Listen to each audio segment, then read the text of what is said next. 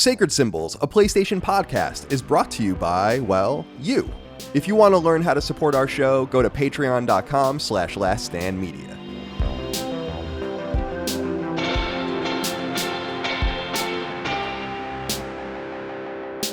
Greetings and salutations. Welcome back to Sacred Symbols, a PlayStation podcast. This is episode 145. My name is Colin Moriarty. I'm joined as always by my sex kitten, Chris Raygun. Chris, whoa, how are you today? Yeah, wild. 145 episodes of sex kittens. Yes, crazy. It's a lot of sex kittens. That's a lot. How's life? It's sweltering in New York. Yeah, it's a little depressing because I thought I had left this behind, but you know, the heat always resurges. So that's good. And wonderful. Do you have air conditioning? I have an optimistic outlook. Oh, but there you go. Oh, okay. Not much else. Wow, that's rough. Yeah, that's rough. Not ideal. I have central air, but obviously it's not on right now. So. Oh, okay. Yeah. Well, all right. Well, fair enough. Chris, thank you for joining us today. Make sure to keep an eye on that phone, that red phone behind you. You never know when the Bosnian rebels or whatever are going to call you up, see what's going on down there. All right. Dustin, we have you back as usual this week. Hello. How are you? Executive producer of Last Stand Media. What's going on with I'm you? good. How's your life? I'm feeling fresh. I took a shower right before we recorded. And so I trimmed my beard down because big event tomorrow, getting a haircut. So I like preemptively. So why wouldn't you have it done at the barber? I guess I could have. I just don't want someone else to shave my face, I think. Oh, interesting. That's like my favorite part of going to the barber. Maybe I should just let go. Yeah. Yeah. Well, maybe you should. So, that's exciting. Other than that, that'll be your first haircut in some time. Yeah, but it's not because I can't get a haircut. It's because I'm very lazy when it comes to haircuts. All right, so I don't even know why you're telling me any of this. Then this changes the whole thing. You're just telling me like, oh, it's a big of day tomorrow. I'm getting a haircut. How dare you? It's like, you know what? It's important to me. Boy? You know. See, here's the thing. Haircuts. Yeah. I'm even as a kid, I was never afraid to get a haircut. You know, it's not a problem. I find the whole interaction somewhat uncomfortable. Like, you have someone feeling around in your hair and, you know, they try to make small talk with you. And, you know, I'm not saying they're not genuine because I've had some that are genuine. I've had some that are like, clearly don't give a fuck. And it's like, I don't even need you to ask me anything. I kind of would rather just sit in silence. But that is also awkward. Yeah. You can't win. You can't. I think sitting in silence is markedly less awkward though. Just because I think everybody's kind of aware of just like, listen, I'm paying you to cut my hair. We don't need to get into the minutia of being alive with each other. Like there's no, like, what am I going to tell you that you probably haven't heard from like 10 other people today? Like, you know? It's like the dentist when the dentist asks you questions and you literally can't in your mouth. Yeah. Yeah. It's terrible. That's such a joke that I know that everyone that does that is fucking with you at this point, right? Like, yeah, they have to be. So and then they ask right when the hands are going in, but with the haircut thing, I often also think about the barber because it's like he must feel some amount of pressure. Imagine him talking to all these people every day. I want to blow my head off, you know? So I give the barber a lot of credit, but I haven't actually gone to a barber, as you can tell, since 2019. So I used to go to this really great Hispanic barber shop in Santa Monica, but these days I don't obviously shave anything. When you said 2000, I thought you were going to say like, 2009. No, 2019, not too long ago. Although I did go I want to say maybe a period from 2008 or 2009 to 2016 where I didn't go to the barber at all, and I just shaved my own head. So you're sticking with the thousands, like this whole century? Oh, yeah. Well, I don't know because we don't say 19,015, right? So I understand what you're saying. Yeah. Let me think about it. Think about this for a while. Yeah, think about it. We'll come back next week. Because I stopped with the 2000s the second it was like 20. I was like, it's 2010. I was like, oh shit. Okay, yeah, 20s. We're in the future now. You're right. Cool. No, you're right. But here's the thing that will blow your mind. In history, obviously, I studied history in college. There are some historians, and there's a school of thought that says things like 1805, meaning like 1805. Mm-hmm. They'll just say 1805, 199, 177. These are degenerates, I assume. Yeah, it wasn't something that I really took to, but that did happen. There is a school of thought in history and historical scholarship that believes that you should do that. All right, this is not a history podcast, though. It could be sometimes, but it is a PlayStation podcast. We do it each and every week over on Patreon, patreon.com/laststandmedia, where about 10,000 of you support us. We really appreciate it. Early ad-free access to every episode of this show. Same perks for Defining Duke, our Xbox podcast, co-hosted by Mr. Matty Plays and ACG. Also Knockback, my retro and nostalgia podcast I do with my brother. The ability to submit questions, comments, concerns, thoughts, and ideas to this show. Exclusive access to podcasts only put up each week on Patreon, including Sacred Symbols Plus, which I've been doing. I've just been rattling off some interviews lately. People have been really enjoying them. We had our big boy Dick Hogue over for the third time. Richard Hogue has been on the show to talk about legality, CD Projekt Red, PlayStation Network, even defamation and all that kind of stuff. I thought it was a really great conversation. People liked it. I'll also say Nick Holanda from The Escapist was on 2 weeks ago. We had such a popular reaction to that on Patreon and so much demand amongst the freeloaders, scallywags, and no do-gooders that we put it live on YouTube for everyone. So go check that out. And this coming week, we're going to have Punk Rock MBA on. What's his name? Isn't it Kent? Finn McKenty? Yeah, Finn, right? Finn McKenty. So I'm really excited to talk about him because we don't often get into another one of my passions, which is like the business aspect of the industry. So just to be able to talk about entertainment industry stuff, business aspect stuff, music, all of that, I'm really excited about that. Colin, one funny thing about that, just a few days ago, maybe it was a week ago, someone in one of our Facebook groups, unprompted, was like, is anyone a fan of Punk Rock MBA? I'd love to see a conversation between him and Colin. And I saw that post and I was like, just you wait. It's coming. Dustin's the one that really made this happen too. So props to him. I mean, I just emailed Dustin and I'm just like, I'm going to CC Dustin on this. Here's a forward to Dustin. Dustin's going to do this now. And he's a good boy. He's doing really good work. Wow. Speaking of the good work he's doing, our merch doing really well over at laststandmedia.shop. Now, there are a couple of things to check in on because we like to have a running commentary on the show from episode to episode, although you can duck in and duck out as you'd like. First of all, Erica wrote into us and she said, "Hello there, Last Stand team. I ordered a Woman's Fit Sacred Symbols tee and was excited when it arrived recently. I agree with many of the supporters when they say these are high quality products, but I wonder if anyone else had a problem with this particular cut. More specifically, the neck area makes me feel like I'm being strangled. This isn't good. Has similar feedback been received on this? I'm glad no one hopped off a building over the manufacturing of this, but I will take you up on your offer to use Sacred Symbols logos and have one printed locally. Thank you, Erica." Yeah, so and she says she appreciates us wanting to do American manufacture and all of that. So the first thing I want to say to people is that there is a really comprehensive size guide on the shop. So just go look for that because we are getting some questions about that. And if your product doesn't fit, you should get a replacement. So work that out. We don't really have much control over it because we have a merchant that does it, but communicate with them and they'll take care of you if you have any problems. DM us on Patreon, and then I'll just tell Dustin to take care of it, which is basically the entire order of operations for us. But I did want to say something else because we brought up last week that we had kind of found out that one of the types of t-shirts, a lower quality, let's say, t-shirt that we offer, like a more affordable t-shirt, is actually made in India, and then kind of like brought to the United States and printed and dealt with and all of that. The factory is a unionized factory in India, so that kind of takes care of the, let's say the so-called fair trade aspect of it, which is pretty important to me. Also, they're not communists, so that's a really important part of it to me. It's not communist China or something like that, straight up.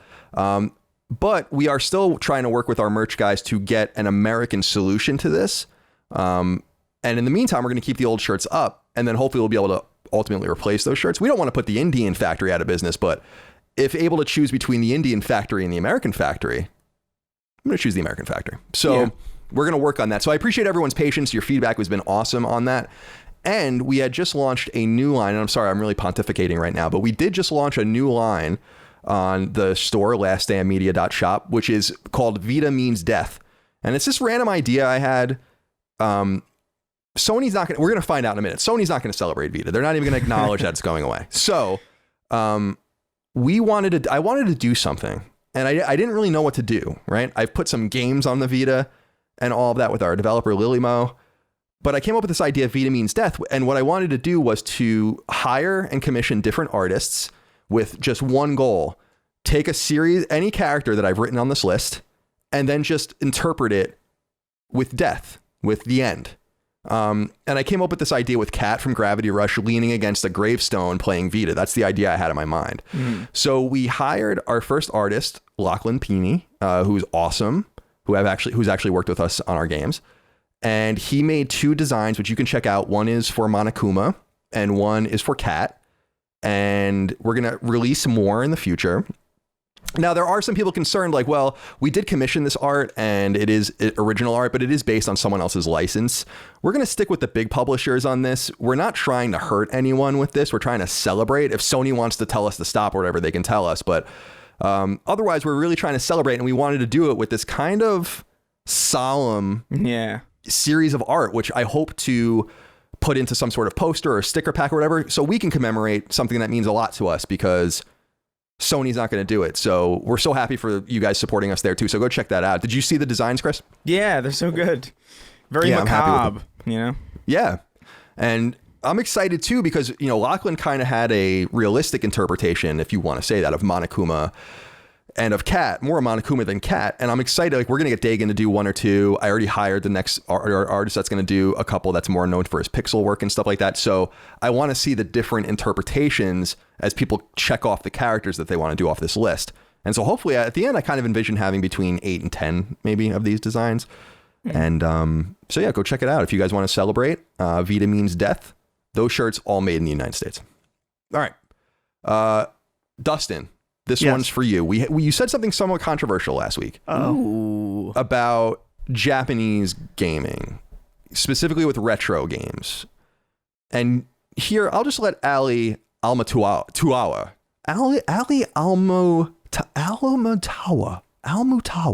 right? You think that's what it says? Almutawa? I want to do it right. Ali Almutawa. I think that's right. My sister's name's Ali, so that's why I say it like that. With all respect to the Japanese guy who made a comment last week, I think he should not base his opinion on Twitter comments for any topic. Uh-oh, Dustin. Ooh. He's calling it test. I am not Japanese, but I have been living in Japan for more than 11 years. I think Japan is one of the healthiest retro markets in the world. The games in the secondhand stores are always changing. And I am not only talking about last-gen games, I mean back to Famicom and Game Boy. I know many Japanese people who still have fun playing local multiplayer games on PS3, PS2, and N64 when they gather. Ooh. So you had said this, and you had drawn this not off of Twitter, but off of our Discord, which in fact makes it a little more disappointing in some way.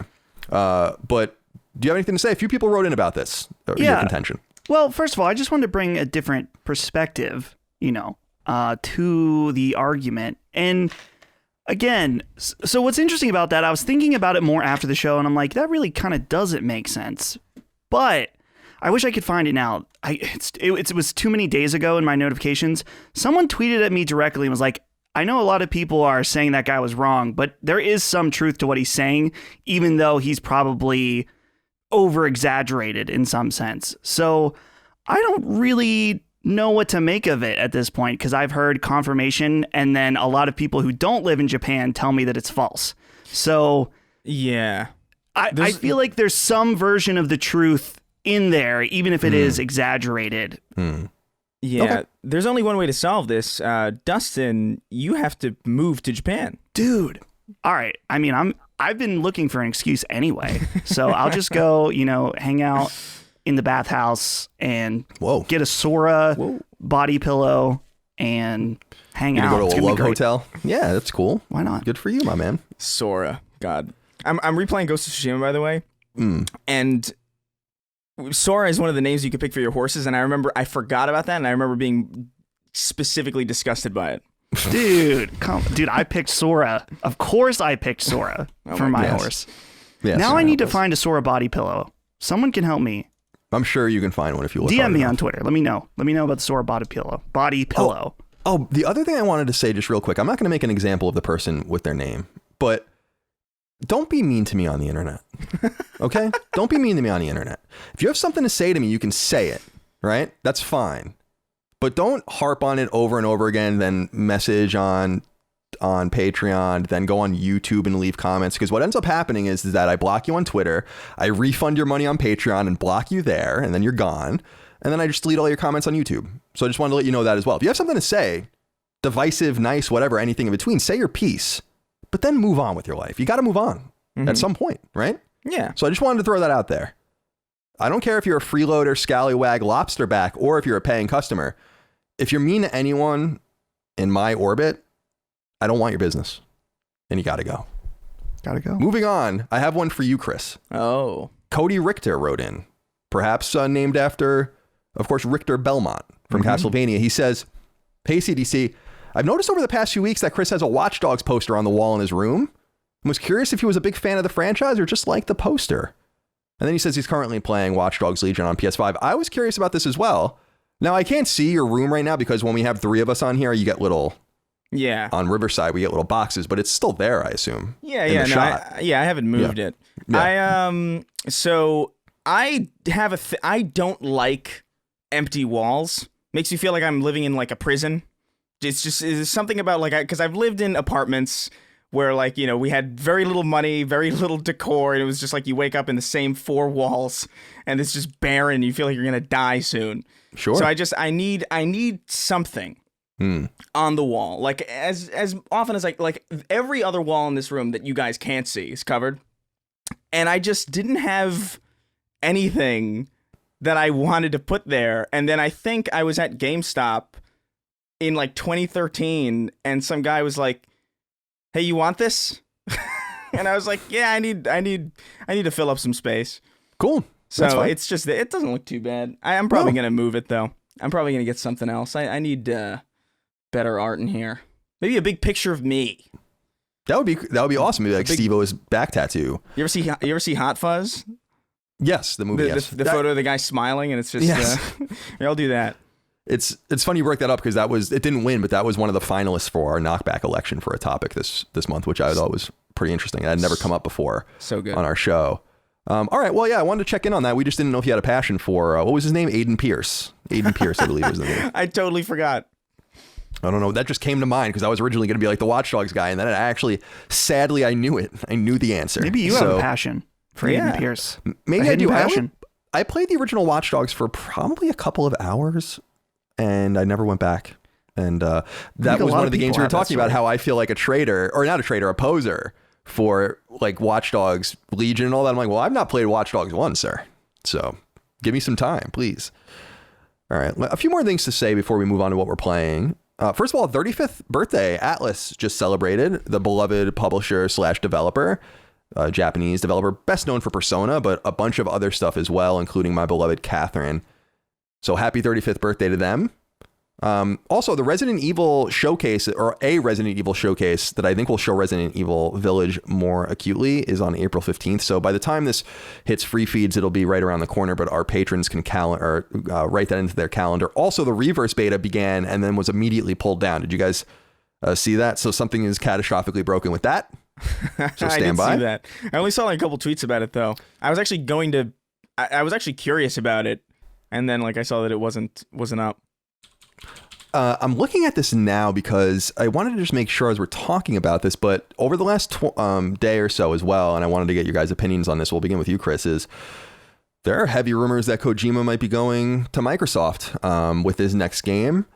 And this isn't like rocket science, but I did say when Phil Spencer gave that interview that it was pretty obvious that he was doing something with Kojima, considering he had the fucking robot, whatever that thing is, on his. I mean, it's the same thing with the Indiana Jones tease and all of that. Like, he's not a very closed man with that kind of stuff. So this isn't surprising to me. This comes from Jeff Grubb, who's a generally reliable source.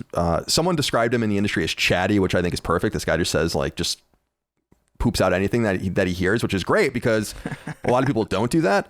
So. Chris, how are you feeling about this rumor? Not substantiated yet, apparently, and that's why I wanted to look, and I was typing because apparently this news might be popping like soon. Yeah. And so if it's big, then we'll do a pickup. But otherwise, what do you think about these rumors? I think it's very possible. I think given the amount of money that Microsoft has to just throw around, I almost think it's kind of like a no-brainer that they would go after Kojima, and that Kojima would obviously probably accept that. I mean. I know that Death Stranding didn't do as well on PlayStation as I think a lot of people were expecting. Obviously, it's a very, very niche game, very weird game. I ended up loving it. So anything that anything that ends up with more Kojima is a positive thing, in my opinion, as long as it's not Metal Gear Solid 4 again. But yeah, I don't know. I think this is kind of pretty likely.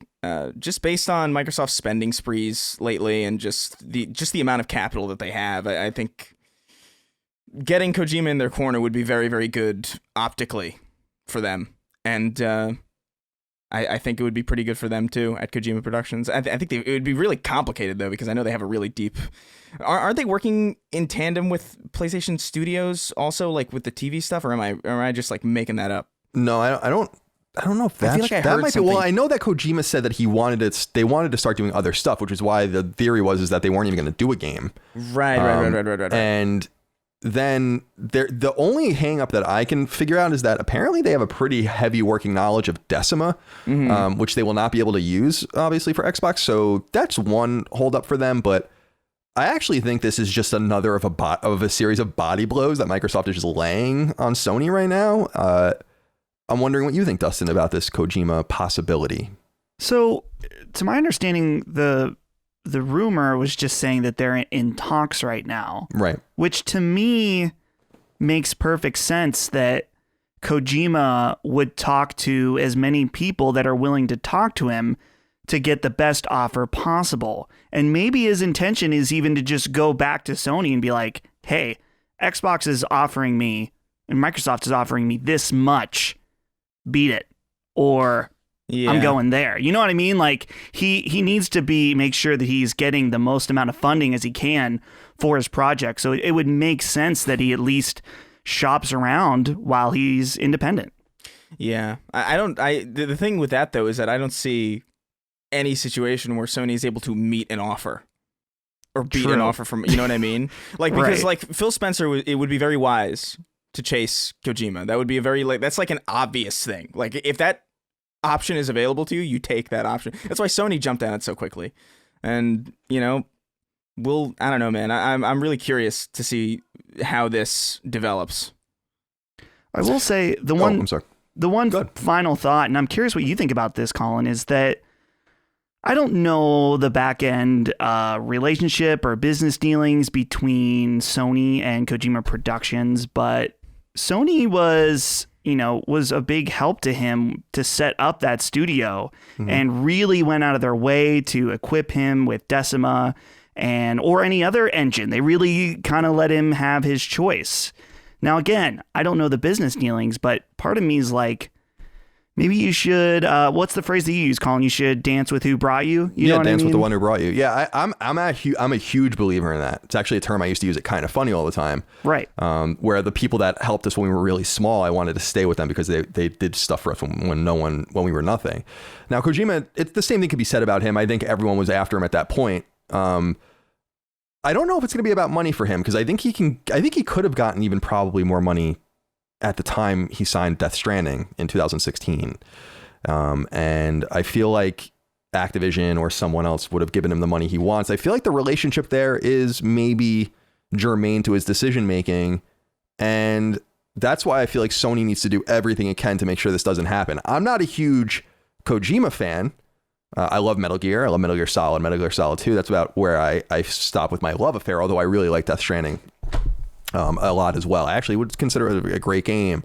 But I feel like Kojima and PlayStation has so much symbolism that no matter what, Sony needs to make sure that isn't breached. And because it's so bad, it would be another, like I said, just a series of body blows being landed, not only just ephemerally all around them from different angles, but from their major competitors beating them. And so if it's not about money, then I think he stays or at least goes multi-platform. But what I was starting to think is that maybe Sony needs to really buy the cow now. Like if this is starting to ratchet up, then maybe Sony does buy the studio and just nail Kojima down. And I feel like that might be money well spent. Although I think Chris is right. Death Stranding didn't sell very well. It's clear. And Sony doesn't talk about it at all. They own the IP. It's a second party game. And I think a lot of that has to do with marketing as well. I also think the game was just made very quickly, and I don't think they even had a chance to wrap their minds around it. But we'll see what happens, and we'll cut in at this point if there's news in between when we publish and stuff. But if not, we'll just kind of let it go. Because the exciting thing about this is that they probably have the idea ready. Yeah. If not percolating and if not in development. So we'll see. And that would be an exciting thing if they're going to different publishers, by the way, with the prototype as opposed to an idea. So we'll see what happens. The reason that the show is delayed, not for the audience, but we delayed an hour, was because there was a Vita or an AMA published on the Vita Reddit, the subreddit for Vita. I highly recommend people go check this thing out. It's called let me open it up to make sure I'm getting the right title. It says, I am a former Sony employee at AMA, and the moderators there have mod approved it. So we should treat it as a series of rumors, but the reason I'm bringing this up is twofold. And I actually wrote it on my notepad here, everything he said, that I thought was interesting. Number one, a lot of this lines up with what I know, what I understand, things that I wouldn't necessarily talk about or couldn't corroborate with others. So that's the first reason I believe it. The second reason I believe this stuff is because it seems like the mods know who it is. Yeah. So people should go check out this thread for themselves. But the big things here, this is all about Vita. This guy says he was there for a number of years. I actually think I might know who this is. People are like, it's Gio or something. It's not, obviously not anyone like that. But Gio's like, vice president of Ilphonic. I don't know that he's going to go on. They're like a second party studio. But it's someone that worked there. And I'm not going to say who I think it is because I don't want to get him in trouble. I also don't know but I think I know who it is. Anyway. Here are the things that he said. First of all, Vita, 17 million sold. So we never got a number. That's about what I had heard. I heard between 15 and 17. So 17 million sold when all is said and done. He called the PlayStation TV and the PS Vita redesign half-hearted attempts by Sony to try to save the platform. He did say that they were working on an HDMI out module for the secret port on Vita early on in the production of Vita, but it was abandoned. So that's pretty interesting. Here's an interesting one, and we'll talk about this more later, I think, but maybe we won't. But piracy, we've been talking a lot about piracy and all of that, the philosophical and legal aspects of it. He says two things about this. Number one is that if you're pirating on Vita, they absolutely know. That's what he said. Like, they know who you are, they have telemetry about it, and they know. So that's something that you have to they can ban you at any time, basically. They're not going to, I don't think, because I don't think they give a shit. I think this guy makes a point that like they want to bury Vita so badly that like they won't do anything probably to bring any attention to it, including banning you over pirated Vita games. But I recommend you don't do that anyway. I personally don't do that. But he said the telemetry is pretty spotless and they do know if you're doing it. The other thing he said is that it is the hacker's fault that Vita was abandoned. And this is a big meteor strike for me and pisses me off. And it is the other side of the piracy argument we've been talking about. He said that when firmware got broken open reliably starting in late 2016 and into 2017, Sony went from supporting Vita tacitly to saying like, we need to kill this thing. And he said they looked at it as a vector to the PlayStation network, an exposed vector basically that people can break in to the PlayStation network via. So he said once the firmware was broken, he said they were happy to just let this thing roll.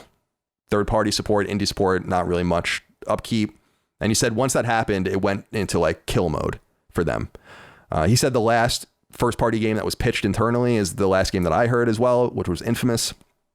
As far as I understand, that was going to be by Bend, and that was in the 2014-2015 range when that was pitched. And he did make a good point that Sony was so paranoid about the PSN outage in 2011 that is the reason why they had proprietary memory, because they were afraid of having any open vector, including an SD card that can be used to hack on the PlayStation network.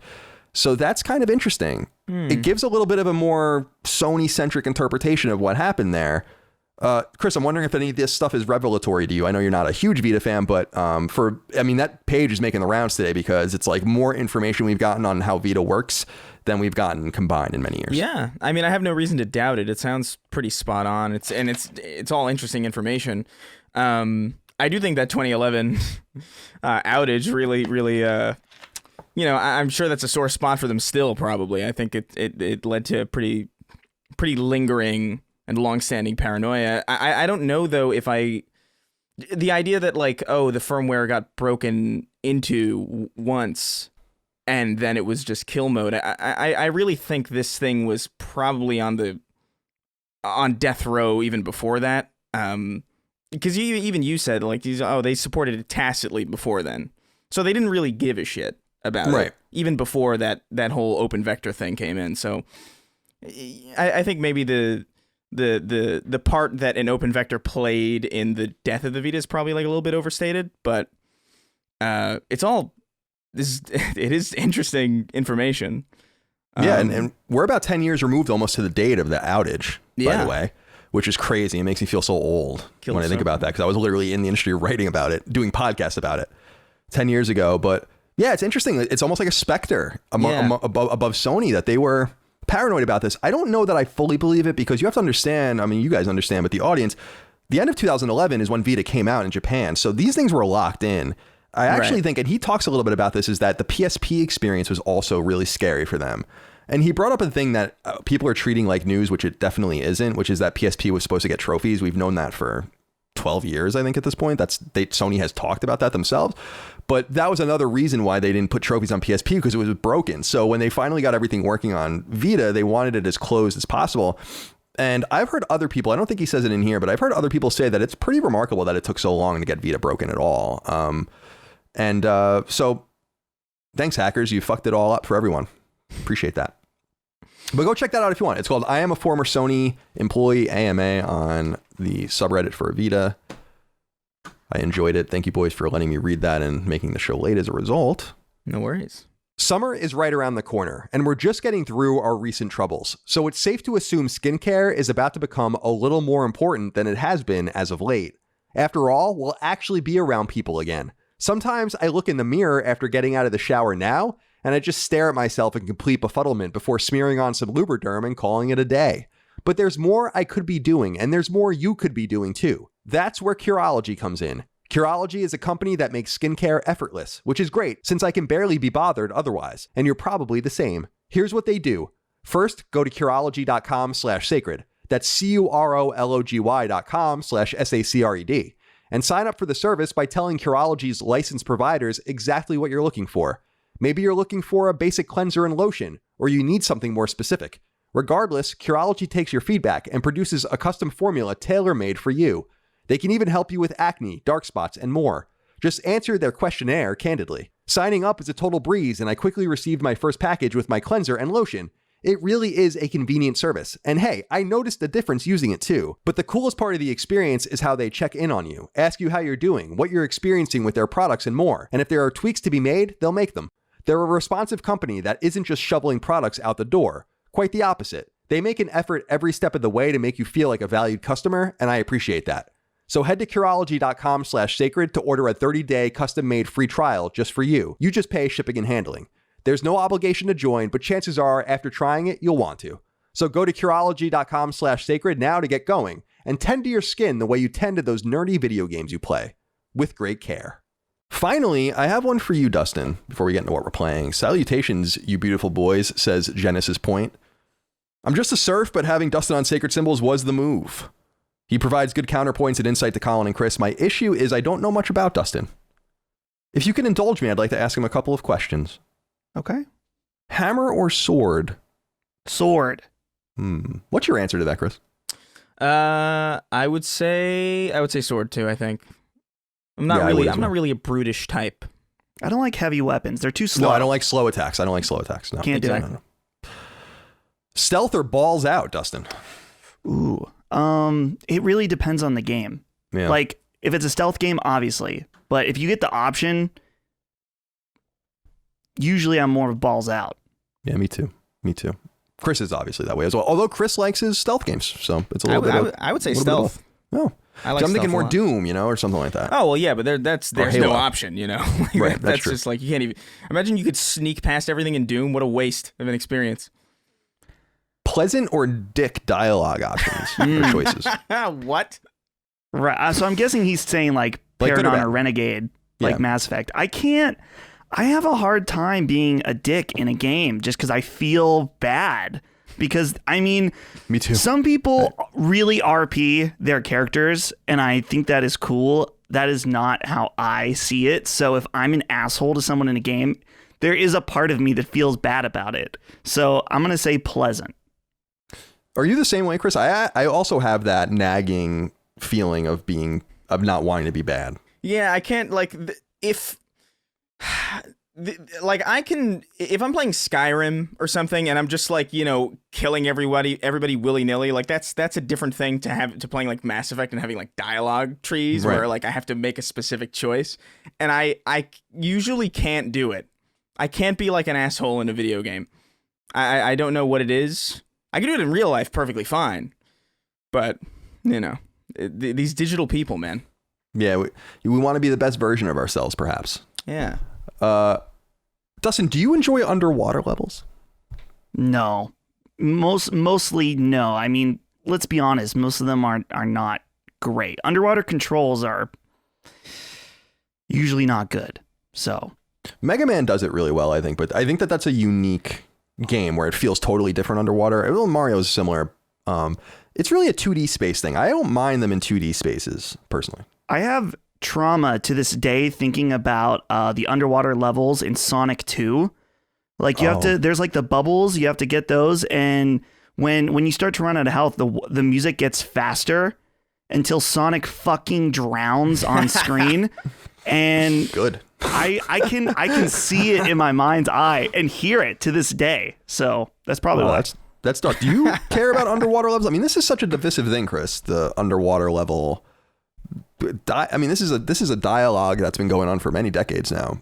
Where are you on this? I'm never happy to see him, but I don't know if I mind him. You know, like I'm never like, ooh yay, water level. Like I'm like maybe, although then you have a game like Super Mario Sunshine where the whole game is water. Right. Kinda. You know, and I love that game. It's probably one of my favorite 3D Mario games ever. So I think it varies game to game. I think some games do it better. Some games do it worse. But I think universally, the games that do underwater better are either entirely underwater or have, on land components that are just better than the underwater parts anyway. But yeah. Well, shout out to Bubble Man in Mega Man 2. I love that stage. Iconic stage in Mega Man lore. Finally, he asks Dustin, gaming guilty pleasure. Gaming guilty pleasure. I don't feel like I have a guilty pleasure. There's nothing that just pleasures. You just have pleasures. Right. And that's the thing. It's like I know that Kingdom Hearts is dumb. Like clearly. I know. And I was playing Kingdom Hearts 3. I was like, this is stupid. But I enjoy it and I don't feel guilty about it. I grew up with that. Nor should you. So no guilty. I'm not guilty about any of my gaming pleasures. I actually agree, Chris. I like the question, but I don't know that I feel guilty about anything that I play either, per se. I mean, maybe I was a little guilty when I played like Hannah Montana or something on PS3, but that was during the trophy whore war. I had to do what I had to do. Yeah. I'll like shut the windows when I'm playing Mario 64 and I'll drop the penguin off the cliff, but I'll always shut the console off before the game remembers that I did that. So, that's the closest I've ever gotten to feeling guilty as far as like video games go. You're a sociopath. You don't feel guilty about anything. Yeah. Wow. All right. Let's talk about what we're playing. Chris, let's start with you. Since you're playing Little Nightmares, Oddworld, Soulstorm, and Outriders, so talk about it in any order that you choose. Yeah, so I ordered them in the amount that I've played. I finished Little Nightmares, and I can't believe... Yeah, the first one. Because I heard really good things about the second one, and I had heard good things about the first one, too, and it had always seemed like a game that was right up my alley. I love, like, Limbo and Inside and these types of, like, horror aesthetic, kind of simple physics-based kind of puzzle platformers, and I can't believe it took me this long to play Little Nightmares because it really is just so short and sweet and good. Like the mood is perfect, the aesthetics are awesome. Like the art design it reminds me a lot of like the Scary Stories to Tell in the Dark books by Alvin Schwartz from I can't remember how old those are, but wait, is that one of the ones that had the cover that scared you? Yeah. Those horrifying illustrations. Yeah. But like just all the creature designs are like really like they're just off-putting enough to make you uncomfortable, but they're not like outright horrifying. It really is a solid game, and I think it really is up there with Limbo and Inside and these kinds of like smaller indie. I can't wait to jump into the second one. I have it downloaded and ready to go. I'm just parsing out my time with some other games, but I loved Little Nightmares, and I would highly recommend it, especially if anybody was into Inside and Limbo and those kinds of games. Quick shout out, Tarsier made that. I didn't realize that Tarsier, the British team, or no, they're Swedish actually, were the guys that made Little Nightmares 2, but people in our ecosystem will know them for Little Big Planet 3. And I think they're owned. Let me look here. You can kind of feel that. They're by Amplifier now. So you can definitely see that lineage. They just quietly were making these games. The first one sold 3 million copies, so not too bad. So and the also, second one's already passed 1 million. So. Available on PlayStation Now. Yeah, I just saw. So that's nice. how I played it. I was like, oh interesting. Nice. Oh, cool. Yeah, because I was like, I figured I'd give PlayStation Now. No, I didn't stream it. Okay. God no. Good for you though to give PS Now. We'll talk about PS Now in a little while, but good for you to give it a try, which I've been saying I will do and will never do. Yeah, people kept hassling me about it, so I figured I'd do it. But yeah, and Oddworld. I want to really hear what you think about Oddworld. Yeah, so Oddworld obviously launched free for PS Plus on launch, which is awesome. I don't know how far into it I am. I think I've played about 2 hours of it. And it's more Oddworld. I like it, but I have some concerns. Oddworld was typically a lot about kind of not really about combat and not really about platforming so much as it was about kind of the game speak mechanic where you would like tell your followers to wait and follow and kind of like aggro enemies and like kind of body snatch other enemies with like chants and stuff. It was very I wouldn't say it was particularly platform focused.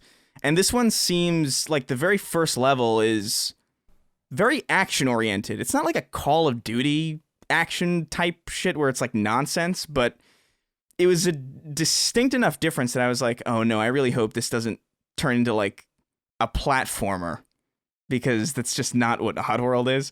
And It kind of is. I only started finding people to save and speak to kind of later on in the game that I ever thought I would in an Oddworld game.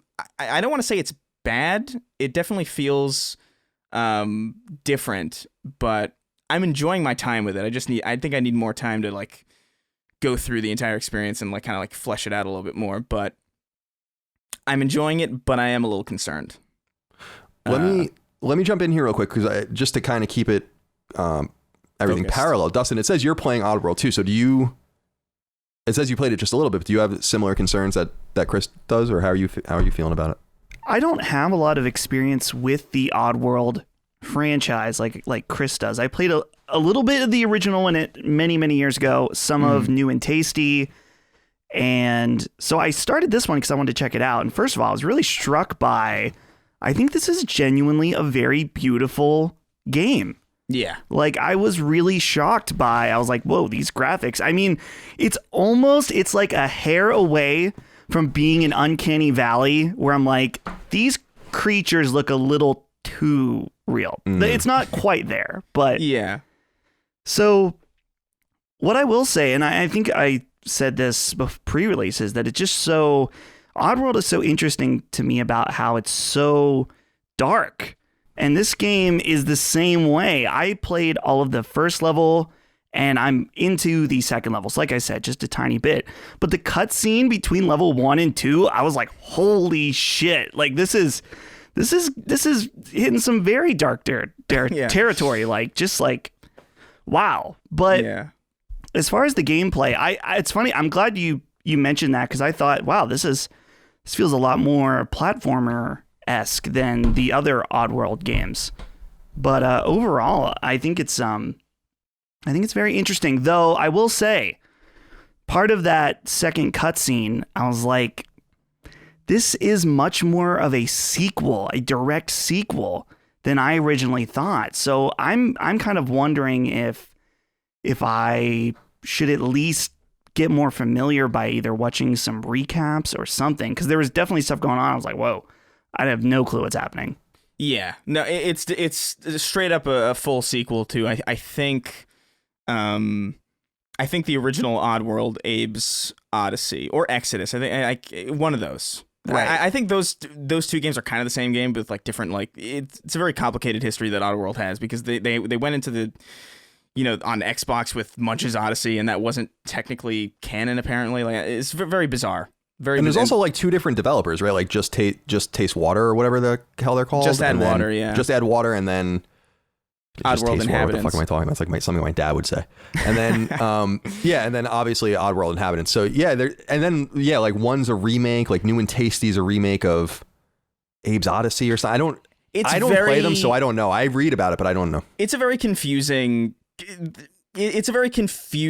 list of chronology that I think probably they didn't do themselves many favors, especially with like the weird Stranger's Wrath first-person shooter game that was like on... Oh, yeah, that's right. That was on Vita, I think, too. Yeah. I forgot about that. It's a very weird one. But overall, I like it. I think they kept the tone exactly right. Like Dustin said, the visuals are really gorgeous, and there's this hint of Uncanny Valley that is almost perfect for Oddworld, because Oddworld has always been this very like kind of like uncomfortable.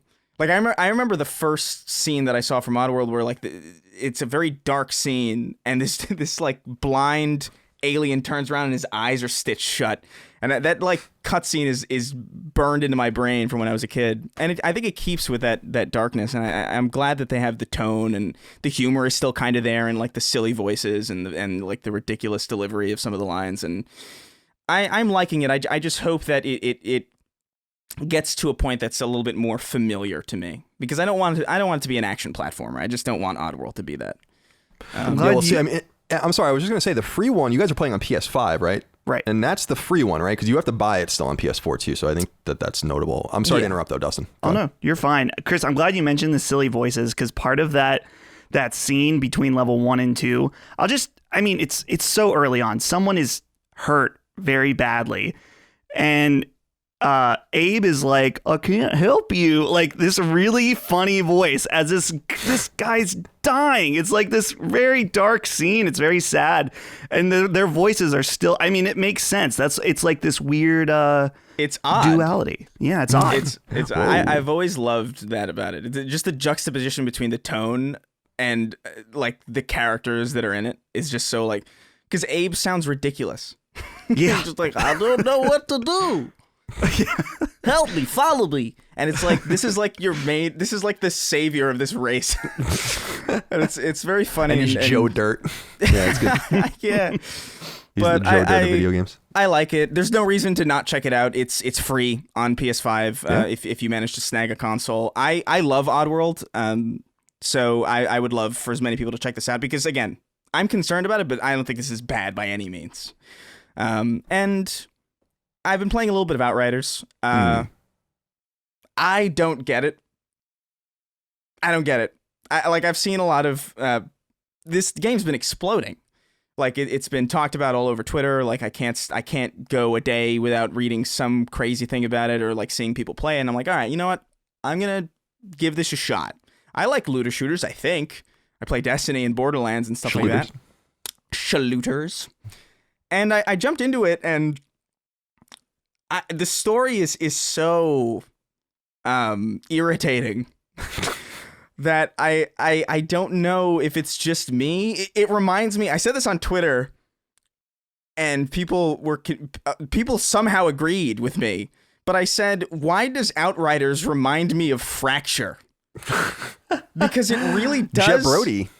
Yeah. Yeah, like just the aesthetic. It's like not quite the AAA that we're used to, but it's not quite indie. It's this like weird middle ground of like, this looks like a AA game from like 2009, but like obviously in 4K. And the story is very of that time too. It's very much like, man, I'm real cool. I'm a burst through this door for no reason and look at all the chest high walls. And it's very old in a lot of ways, and it's weird because I don't even think it's not fun. I just don't understand the universal kind of surprise by it, because to me it's not a surprisingly good game. It's as functional as I think a game should be. And maybe I just don't really like the looter part of shooters, and maybe I'm just more of an FPS guy. Maybe I play Borderlands and Destiny because it feels good to play, and not necessarily because I give a shit about what shiny thing I have. That's exactly why I play those games. I mean, to your credit, I mean, I love Borderlands. I love The Division. I really don't give a fuck about like the gear. I've never cared. I mean, I want better gear, but I'm not like grinding for it or looking for it. And I feel like you never really even need it in those games. At least in my experience, I'm like, I don't know. The game isn't that hard, without this incredible gear. So I think one of the things about it, Chris, I haven't played it yet. It's next for me. Mm-hmm. I think one of the things that makes it, which is so wise for Square Enix to do this with People Can Fly, but is to get it on Game Pass, like we said. And so it's just part of the zeitgeist and the conversation. Like, it's just a lot of people have access to it. So I think that was really quite wise. I think so too. And a shrewd business move on their part. Dustin, what do you think? You're playing it too? Yeah. Which before I have to disclose, I got my code from Square Enix through ham radio, not this show that Maddie and I did our stream that was a complete failure because the crossplay was not working on the day they gave it. Well, the PC to console crossplay wasn't working. Yeah. That being said, Chris is exactly right. There's something about this game, though, that I was thinking that it has this like old school quality where it's like the story is just serviceable to the gameplay in a way, which maybe I need to play more because some people are like, well, it gets a lot better. I'm like, I don't know about that. We'll see. Yeah. Dude, and there's just so many weird things about this game. So I have to say, my personal experience is on the PC version, which to my understanding is the most janky version. Literally every time I load up this game, I hit go, the game starts, and there's no HUD. So I have to go back to the menu and reload into the game in order to have a HUD. I was like, okay. And then every time, so this game has an obsession with fade to blacks. Did you notice this, Chris? I hate it. Yeah. Fading to black does not work well. I don't know why it is, but I notice it every time it's used in a game. Whenever like you're in gameplay and then it fades to black and then it fades out and then you're in the middle of a cutscene. I don't think you can really pace things well like that. Dude, it fades to black when you hit the pause button. Yeah. And I don't know, Chris, maybe this is like an editor thing from us, like noticing that kind of stuff, or maybe it's annoying to everybody. I don't know. But I was like, why is there so many fade to blacks in this game? And then, so there's like other issues too, where like I had to figure out forever how to get this game to stop like being jittery on my PC. And I went to break down a bunch of equipment and then it just got like, it was like stuck doing the same sounds, like, so that all being said, I do think it's a really fun game to play. In fact, I feel like it has a lot of those qualities that we like from really great third-person shooter games like Gears of War. And I think that their system, it actually kind of lightly reminds me of Doom Eternal in that in order to heal yourself, you have to use a game mechanic, the powers. So I'm playing as the pyro. So I'm lighting people on fire all the time in order to get that health back. And I actually really think that they have a pretty good flow between how quickly the powers recharge and the different types. Like I have one that you just like shoot fire out of the ground. You have one that's more like a homing where an enemy, which I think I said this last week, they'll like go up in the air and explode.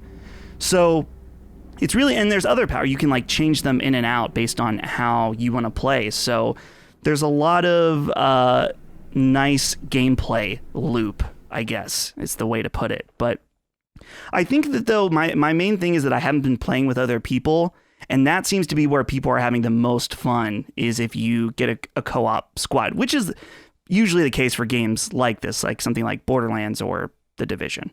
Mm-hmm. Which is so weird that I love playing those games totally by myself. I get so like, I don't think it was on Borderlands 3, but in Borderlands 2, you had to manually go in over and over. They might have patched this, but you had to go in and like make sure no one can join your game. So I always felt bad. Like every time I turned it on, there would be like people running around in my game, and then I'd be like, nope, pop out and just go back to the menu and start again. By the way, you said, I made the connection too quick to interrupt you, but you said you're a pyro, and I was like, he's a pirate? Oh, sounds fun. Sounds like a fun class, but that's not what you said at all. No. Hey, to Outriders credit, I'm just reading Twitter right now. Our friend Benji Sales, who's great on Twitter, who's analyzes game sales data and all of that, says on Game Pass on Xbox for Outriders, number 3 most played game in the US, number 3 most played game in the UK, number 2 in Australia, number 3 in France, number 3 in Brazil. So they're doing great. Yeah. I'm looking forward to playing it. There is one thing people have been bringing up, though. Kendrick Lukenbach wrote in and said, Hey, Last Stand lads. I've been playing Outriders primarily solo with online matchmaking turned off. I can definitely recommend this one to Colin and anyone else who likes to playing these shooters with loot solo. What I don't understand is why this game has to be tied to the online servers. They had server issues running through the weekend and the game doesn't have any form of offline play. Imagine getting this game on disc, popping it in, and being forced to have internet immediately. It annoyed me. What do you say? Thanks, gents. My best to you and your families. Well, Kendrick, to be real quick, if you bought that game and popped it in, it will say on the box that it requires persistent online, so you shouldn't be surprised by that. But I understand what you mean. I'm a little puzzled by this as well. It annoys me, especially because the game can just sync with online servers if it needs to. So I was always confused about this in the Division, because I understand going into what is it, like the dark space or whatever the fuck it's called? The dark zone. Dark zone. What am I like 70 years old? I don't know. Like I'm like just and like, so I understand that's online and that's all contingent, but you think that the game would just be, you think that they would be content to just cycle data and actually save resources on the back end, keeping you offline if you don't want to be there. Oh, you don't want to be here? Okay, bye. You know, like it's like one less person they have to worry about. So I'm keeping an eye on that too. And this game's experience, I mean, what you're saying, especially Dustin, is exactly why I don't play these games when they come out. Borderlands, I couldn't resist when Borderlands 3 came out and it was pretty much fine. But typically speaking, I'm going to have a much better experience in a week or two with Outriders than you all did at launch. And all you had to do was wait. Which is why I don't really understand why everyone has to play things immediately when they come out, unless it's Returnal, unless it's Ratchet and Clank, unless it's Deathloop, unless it's something Colin unless likes. it's God of War and Horizon, etc. That's exactly right. We, in fairness, we for a long time before this, we did have a history of games kind of working. Yeah, that's true. When you got them. Good point. All right. Oh, I'm playing Wild Arms 3 still. I have no idea how far into the game I am because the timer doesn't really work in the game. I'm really close to killing myself in real life because of the game. So I did one of the most annoying things, which is there's these 20 Millennium puzzles, which are just these like almost block-like, Qbert-like puzzles that you have to do in the game. So I did all those yesterday. I'm just slowly like, all right, what's that? And what I've been doing is I've just had my laptop and I've just been using like guides to get what I need and make sure I don't miss anything. And then I've just been listening to, you know what I've been, I mean, it's controversial. We won't have to talk about it. The nature of it, but I've been doing something which a lot of people are probably not doing, which is I've just been listening to the George Floyd trial without, like, every day, as if I'm just there, you know. I'm trying to like catch up with it, and it's a good way for me to play and like be able to pay attention to that while doing something kind of mindless. So hopefully our long national nightmare of Wild Arms 3 will be over by this time next week, and then I can get into Outriders, and then before we know it, we're into Returnal. So pretty exciting times. Wild Arms 3 is on PlayStation now too, I think. So. Yeah, I think it is. I think all of their PS2 to PS4 games are there, which is great. So there's like, why did I choose Wild Arms 3 when I like Dark Cloud's on there and like Rogue Galaxy, like really good level 5 games, and I don't know. Yeah, I don't know what you did to yourself, man. I don't know, but it's that self-fulfilling prophecy. I was talking about it on a podcast I appeared on a few days ago, where I said like it's just, and I said it when I was here last week or 2 weeks ago. The further you get in, then you just keep justifying that dumb time. And before you know it, you're stuck in a vortex, because it's like, well, I've put 20 hours in, I put 40 hours, 60. And then before you know it, like, well, I can't possibly stop now. I mean, and I really am in that situation where like, it would be absolutely insane for me to stop playing now after how much time and effort I put into this stupid game. Yeah. I'm going to beat it. Okay. Let's get into the news. Guys, this one broke right after we posted last week. I didn't think it was really important enough to cut in and like do a special segment or whatever. So this is a little late, a little old, but we need to talk about it at the top here on the news segment. Number one, right after we published last week's episode, a megaton rained down from the sky. Sony-owned San Diego Studios' upcoming annual baseball game, The Show, is coming to Xbox's Game Pass the day it comes out. The significance of this is substantial, as it indicates Sony's continued hold over the MLB license came contingent with some serious caveats and loss of control. And Sony essentially confirmed as much, telling website Inverse, and this is newer news, so this is why we got kind of the advantage of us waiting. They say, quote, as part of the goal for this year's game, MLB decided to bring the franchise to more players and baseball fans. The decision provides a unique opportunity to further establish MLB The Show as the premier brand for baseball games, end quote. Now, we've known since 2019 that MLB The Show would be migrating off of PlayStation, a first for the franchise, which quietly does great numbers year in and year out. And we speculated that the MLB used the renewal of its license as leverage on Sony to get its game onto more platforms, something Sony would almost certainly not want to do voluntarily. That it's now coming to Game Pass the day it comes out basically means Microsoft is using a Sony-developed game against it, drawing people away from spending $60 or $70 on a current gen or next gen console. It also means that the version. It also means that the MLB, as the proxy publisher on Xbox, was comfortable doing this, even though it has literally no upside for them whatsoever for Sony. So that's an important thing I want to get back to. MLB The Show began on the PlayStation 2 back in 2006 and has since appeared on PlayStation 3, PlayStation 4, PSP, and Vita. It comes to PlayStation 4 and PlayStation 5 and Game Pass on March 17th. Chris, what did you think of this news? This was, here's how I put it. I had this idea that Bethesda would leverage Starfield and the Elder Scrolls by putting them on PlayStation for $70 and then saying, just come get Game Pass and you can play it for free, in quotes, ostensibly. Yeah. They did that with Sony's own game. It doesn't get more insulting than that. And the more I thought about it, the more I'm like, wow, man, Sony is totally at a loss in this situation. What did you think when you heard this? Yeah, I mean, it's a pretty big deal. I remember thinking like, damn, dude, that is one of the most... I wouldn't say it's as direct as the how do you share games on PS4 moment, but it gave me that vibe of like, geez, that's like almost like unnecessarily mean, like it's unbelievable. Yeah. I mean, it's a ballsy move for sure. Like that's Microsoft pounding their chest, it's like, hey, fuck it.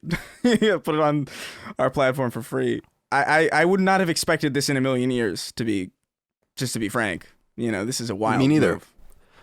move. Let me see, do any of the questions touch on this? What I think happened here, Dustin, was we know Major League Baseball is acting as the publisher on non-PlayStation versions of the game. It's clear now in 2019, they went to Sony and said, like, we're either going to take the license and give it to everyone or make it open to EA and 2K and your competitors, and they'll put it everywhere, or you'll put your game everywhere and you can keep the license. What we didn't really realize is that they lost complete control, basically, of this game's destiny off of its platform, to the extent that Major League Baseball does not care, it seems, about Sony in this equation, which is bonkers. And I have theories about that, but I'm wondering, from a business perspective, I know you're not a baseball fan. I'm not going to go see you seeing the Pirates there in your local Pittsburgh city. I don't think anytime soon. But what did you think about what happened here? Yeah, I mean, this feels like there's on There Will Be Blood when he's like, I drink your milkshake. Microsoft is drinking Sony's milkshake right now. And yeah, you got to wonder I'm really curious on what the back end deal of this is. Like, how do they are they making money from it being on Game Pass? I mean, MLB license. Yeah, they presumably are. The deal probably works that MLB acts as a proxy publisher. They get a licensing fee. Sony gets the development fees, so most of the money. And so like there'll be a lump sum payment. I don't know what it could be. Let's say it's $10 million or something. And then so MLB would get a few million and then Sony would get the rest. So Sony is making money from this. The problem is that they'd be making much more money selling the game on Xbox and making 70% as opposed to whatever lump sum payment. So they not only got, I mean, I'll go, finish your thought. I'll get it because this is crazy actually in a lot of different ways.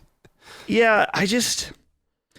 You have to imagine, I mean, with Sony being a much smaller company than Microsoft, it's still, at the end of the day, I'm sure they're not happy, but they're still, this is, adding to that bottom line and getting them lots of profit at the end of the day. Clearly they're not happy about the optics. I think that's the big problem, is the optics, is the fact that this is your game. This is something that people bought consoles for.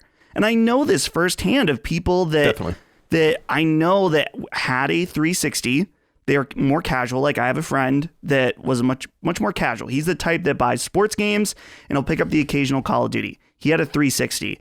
PS3 era, PS4 era, he switched over because of the show. And so I'm not this early in the gen, I'm not sure that kind of switch over would happen, but this is going to have ripple effects for that more casual sports market for sure. Definitely. And I think, so let me get into some of these questions and this will allow us to answer some of this stuff because I have a lot to say about this. Yeah. Josh Kirby wrote in with what I think the first thing is that we need to deal with. And he says, guys, is the whole world out to try to take Sony down? I mean, you'd think MLB would at least have some respect for Sony and not give their game away on the major competitor's console the first time they put it there. So this was the first thing when I really started to think about this. I'm like, all right, Major League Baseball doesn't give a fuck if Sony makes this game anymore or not. They don't. I mean, that's the only thing I can get out of it is they're like, we don't care. In fact, and there's been some compelling thoughts about this, which is like, they might even be looking at stuff like, and I think Inverse, the website I cited earlier, says this, like, they're looking at EA's experience with like gambling in their games and all that. And they're like, we want to do that too. And the show doesn't really have a robust version of that yet. I mean, there is in-game options for purchases and stuff, and there has been, but they want to get in on that. And I think that they realize like, we will burn this relationship to the ground if we have to get this game into more people's hands, because that's the way we're ultimately going to make money. And I also think it's incumbent on MLB, which is a kind of a league in decline a little bit comparatively to like NFL and NBA in the United States. MLB is not, I don't know the numbers, but baseball is clearly not as big as it was when we were younger. Yeah. So I also think they're trying to get it out to more people that way. But I was kind of surprised by that because my thought was, don't you have any respect for your partner here? Like, this is almost like Sony didn't make the first baseball game. 989 was making baseball games. Obviously, EA was making baseball games. 2K was making baseball games and others. But some all at the same time, actually, when it was really competitive in the PS2 and PS3 era. But I was a little shocked by this, Dustin, that they kind of gave the finger to Sony. And you can see in the pecking order, they're like, we don't, because my whole thing, and some disagree with me, but I'm like, I think they're perfectly happy with Sony saying like, fine, like, we don't want the license. And then they're like, okay, great. EA, 2K, Activision, who else wants the MLB license? And just like, and it feels that way. And I don't know how else you can interpret it in any other way. What do you think? Right. Yeah. You got to wonder, I mean, to my understanding, so has the show, how long has it been? It's not the only person that has the license. What about RBI? So the licenses, the license for AAA games, as far as we understood, was closed, and the baseball license is now opening. Remember, we had the thing with 2K when these licenses were signed, where they were going to do. I'll look it up when you're answering, but when they were going to do like non-simulation games, I think that was with the NFL and stuff like that. Oh no, you know what? That was with the NFL. That wasn't with the MLB. So strike all of that. But yeah, there are, I think, non-AAA games. RBI Baseball was an old brand, like Tenjin back in the day. And then MLB acts as publisher of those games on all platforms now. So I think Sony's retention of the licenses in the AAA simulation space contingent on these deals. And I'm just surprised by this level of contempt. Like, it just seems, I'm like, wow. Like, because Josh says it, Dustin, like, it's the first time, and you're already doing this. You're making them look stupid. I mean, you're making your partner look like fucking idiots.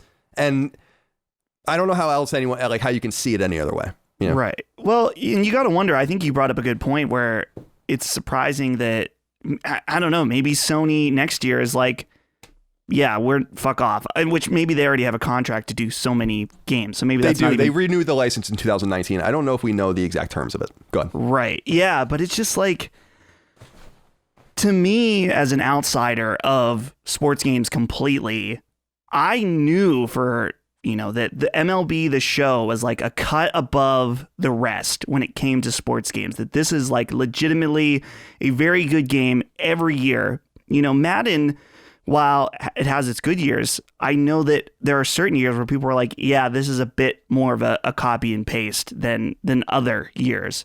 So I don't know. It's maybe I'd be surprised that Sony, they know that. So you got to wonder why they didn't have more leverage in this deal at the end of the day.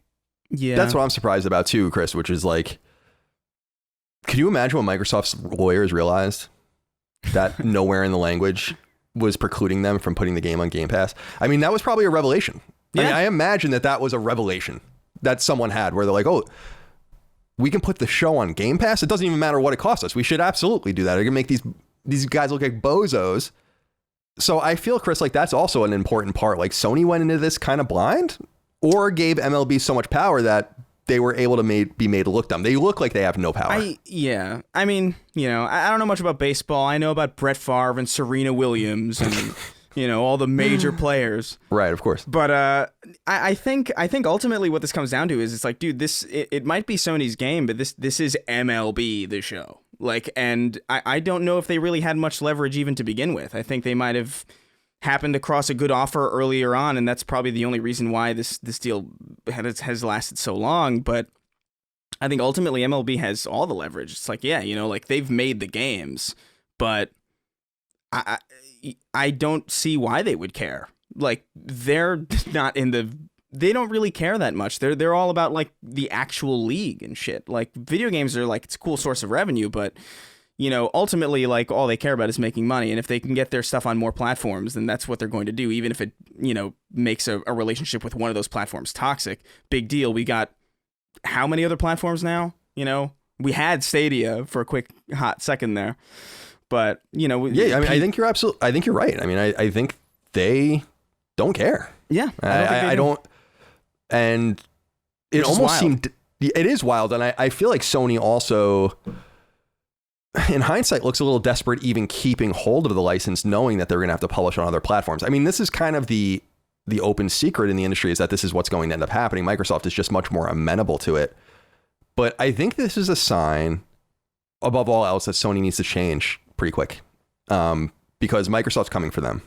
And it's not like this subversive thing. They're coming for them. They're coming. It's right really, now. It's very direct. Whoa. Like I said, like this is probably the most direct, just straight up insulting move that I've seen since that E3 when they were just like sharing games. And I was just like, this is such an it's underhanded but overt, It's crazy. You don't have to say anything about it either. All you have to do is say like, and that's what their PR did with Xbox. Like, we're so happy to have the show on Game Pass. And it's like everything's in between the lines. And Sony like took days to release a statement, which makes me wonder if they even knew. Because, like or if they knew, they might have known a little bit ahead of time, but I doubt that they knew. So like long term. So we'll see what happens here. But there are a few other things to get involved with here, including from Gianio Supini, who wrote into us on Patreon, says, "Hey dudes, I have a question regarding voting with my wallet." We always talk about that on this show. "I refunded my Show 21 pre-order on PS5 to instead play via Game Pass. I own all consoles, but historically favor PlayStation. I had a hard time making the call because I want to better support Sony San Diego, but with Sony's recent mishaps regarding backwards compatibility and shuttering legacy console stores, I took the opportunity to vote with my wallet. Am I hitting a home run or fouling off a 3-1 cookie?" No, I think this one's down the plate and you connected. Why wouldn't you get it on Game Pass? If you don't care, if you have an Xbox or a PC, we'll say Xbox, you don't care about trophies, then why wouldn't you get it on Game Pass?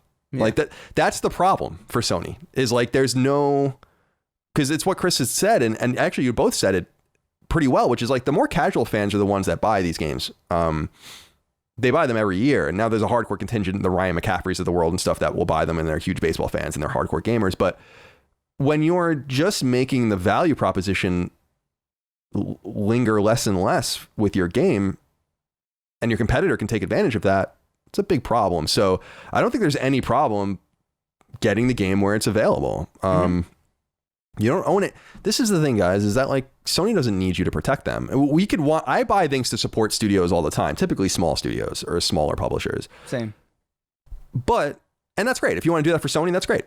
But they don't need you to protect them. And this is a decision that they have to now. This is the real world for them. This is the reality of their business now, bearing down on them. And it makes me wonder like how much more they can avoid reality.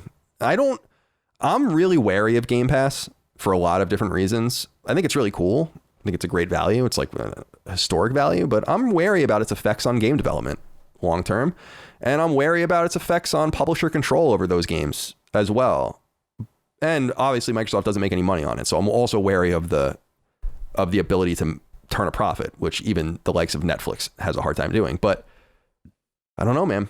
This is a pretty baller move. I was pretty impressed with this one on Microsoft's behalf. But Cameron O'Neill, boys, brought up the third thing that we need to deal with here, which is Sony San Diego itself. He says, hey, crew, my question is simple. Should Sony continue to use limited first-party resources on the show, a game that ends up on Xbox's Game Pass? In my opinion, obviously not knowing the contractual agreement, I would pull San Diego off of the game and let MLB try and find another partner to make half as good a baseball game as San Diego does. First-party studios are incredibly valuable resources, and simply using them to build up Xbox Game Pass doesn't make much sense. This is true. It's certainly not this simple. They're made to make that game. That studio is constructed to make baseball games. They can't just suddenly start making whatever they want. Yeah. They can't make but they do have Biomutants. to. Right, like, and they've tried, right? They did Kill Strain, they produced that game and all that other stuff, but it's a different team. I feel like San Diego Studio is not going to walk away from this game. It's still a valuable source of income for them, and they make the game really well. But if Sony did have balls, which they might not, it's a risky endeavor just to say, like, fine, you probably won't find a better game than the show. But again, it goes to what Chris was saying. I don't know if Major League Baseball cares. So it is, that's the kind of the final thing, is that, like, it's not only a first party game and stuff, but you have to look at it as a resource suck too, in which Microsoft gets to get the most benefit from your finite resources. And it sucks for Sony. So we'll see what happens, I guess, with this. I mean, I already know what's going to happen. The game's going to be huge on Xbox. Yeah. And that's exactly what Microsoft wants. So we'll see how the game sells on PlayStation. We usually get sales numbers the next year. So yeah, this is just really fascinating. I agree. Okay, so I bought a house last year, and I talk a lot about it because when you buy a house, it kind of sort of dominates your entire life. You don't necessarily want it to, mind you, it just does. Suddenly, you're responsible for all of this random stuff, and there's a ton of things to worry about, and it's all on you. I've thus quickly learned in my home owning experience that finding people and companies you can trust is a key to survival. And Gabby Insurance is one such service that can very much take worry off of your mind, not only for homeowners, but for car owners too. So here's the rub. Gabby isn't an insurance company, but a company that gives you insurance options. Basically, it's a website that compares and contrasts available home and auto insurance for you so that you can find the best possible deal. Gabby doesn't deal with no-name companies either. We're talking about Progressive, Nationwide, Travelers, and others. All you have to do is go to Gabby.com/sacred, that's GABI.com/SACRED, and take a few moments to give them some essential information. Once you do, they'll spit out a bunch of prices that you can organize in any way you see fit, seeing what works best for you and how it compares to what you currently have. I have some mom and pop insurance, which I really like for my home, but I spend a lot on it. Gabby gave me some competitive prices that have given me pause on what I'm currently paying and why. And when you see it all listed out there in black and white, well, it's fairly self-explanatory. I could have saved hundreds on my home insurance according to Gabby, and the average Gabby user saves $961 a year. That's right, $961. So go to Gabby.com/sacred and put your home or auto insurance policy to the test. It's free to try. There's no obligation to buy anything. Begin saving money at Gabby.com/sacred. Number 2, this news just broke before we started recording, and it's pertinent. Deathloop is the next in a very long line of games to be delayed. Initially intended to be released on May 21st as a PlayStation 5 console exclusive, the game has been pushed to September 14th later this year. Word comes by way of a brief message posted on Deathloop's official social media channels from the game's director, Dinga Bagaba, which reads in part, quote, "We're committed to quality and preserving our team's ambitions for Deathloop while ensuring the health and safety of everyone at Arcane. We'll be using this extra time to accomplish our goal, create a fun, stylish, and mind-bending player experience," end quote. Deathloop, which was revealed at E3 in 2019 and further elaborated on at Sony's June 2020 event for PS5, is being made at Arcane Studios, a relationship Sony is maintaining under unusual circumstances, since Arcane is owned by Bethesda, which is now owned by Microsoft, making them an Xbox first-party studio. The frenetic shooter is Arcane's first new IP since 2012's Dishonored and their first major launch since 2017's Bioshock-like game, Prey.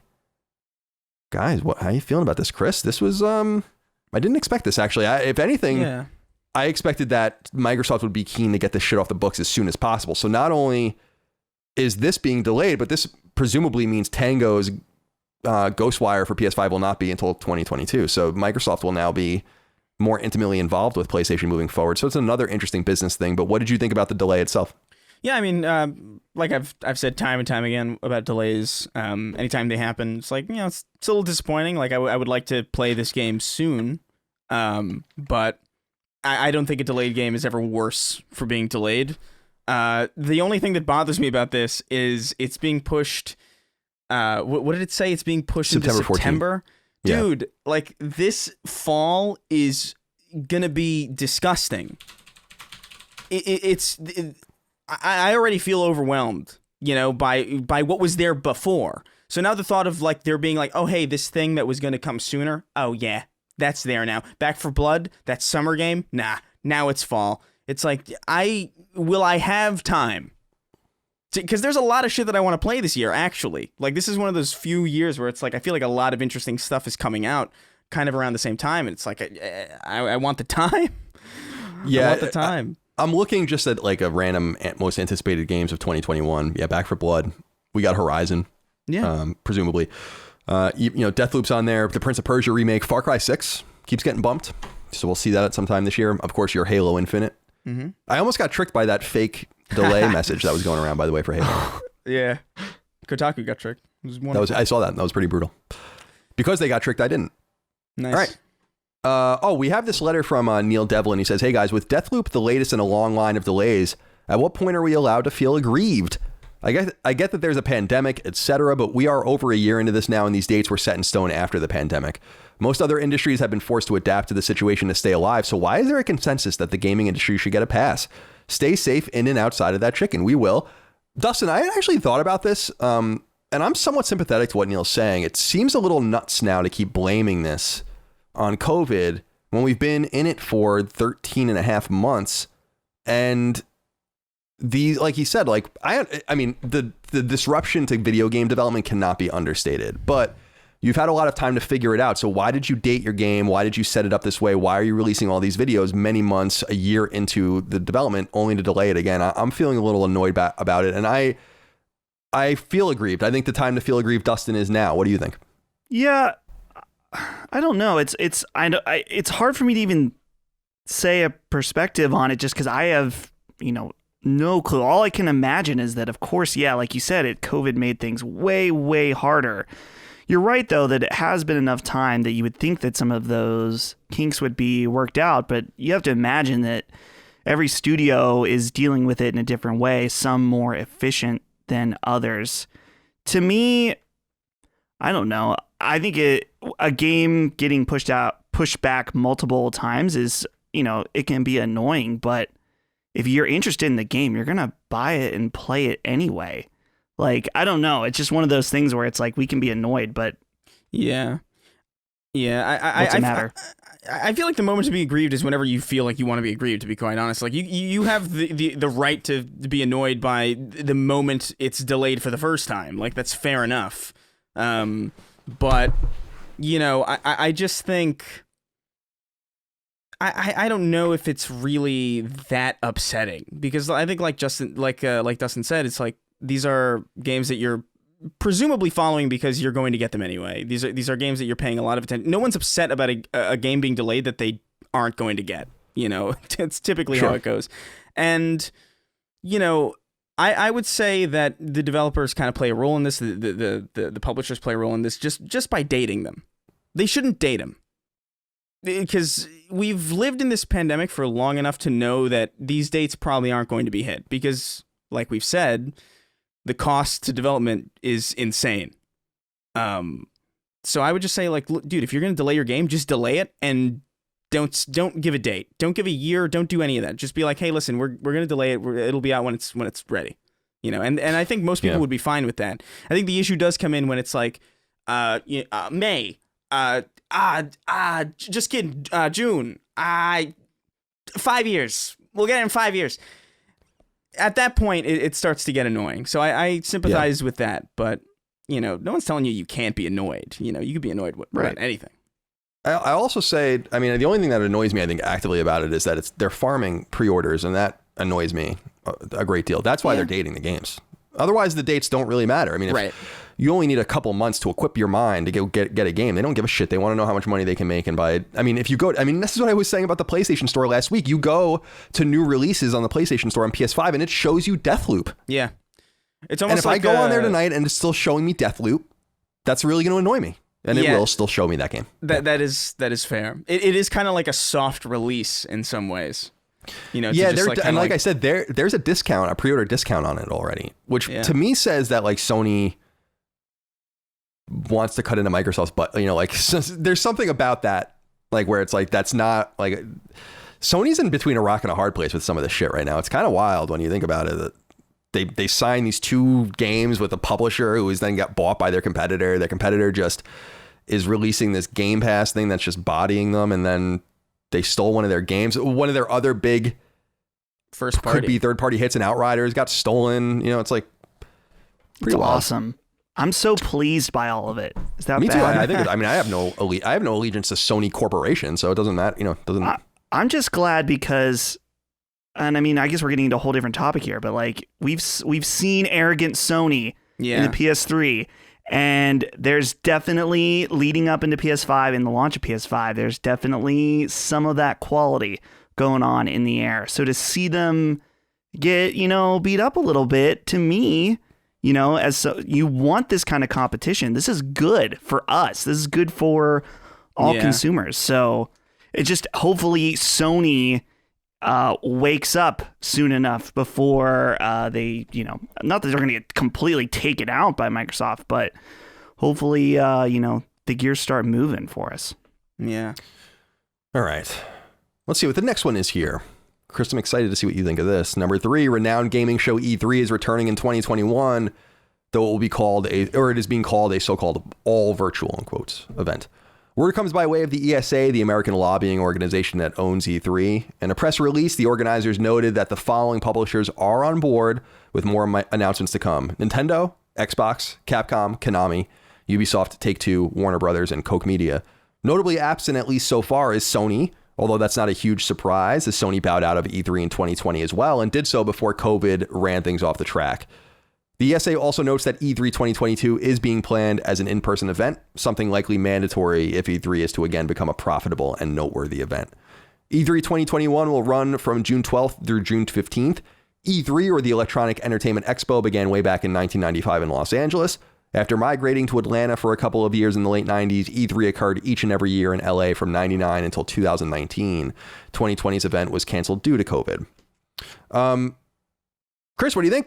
E3 is coming back in name, and they seem to have some big partners, so that gives it some credibility. Yeah, that's nice. It's nice to see that a lot of these people are on board. It gives me a lot of hope that it's going to be, exactly what kind of, or at least close to what I want, which is just like a really short span of time with a lot of information, and just like to know that anybody who's interested in games at all will likely find something to be excited about or something to be interested in in a very short span of time. The thing though is that like E3 to me is the press conferences. Like to me, like I don't give a shit about like the actual like, oh, people gather in Los Angeles to like play and Destroy All Humans remake like 4 months before, you know what I mean? Like that's never been the thing for me.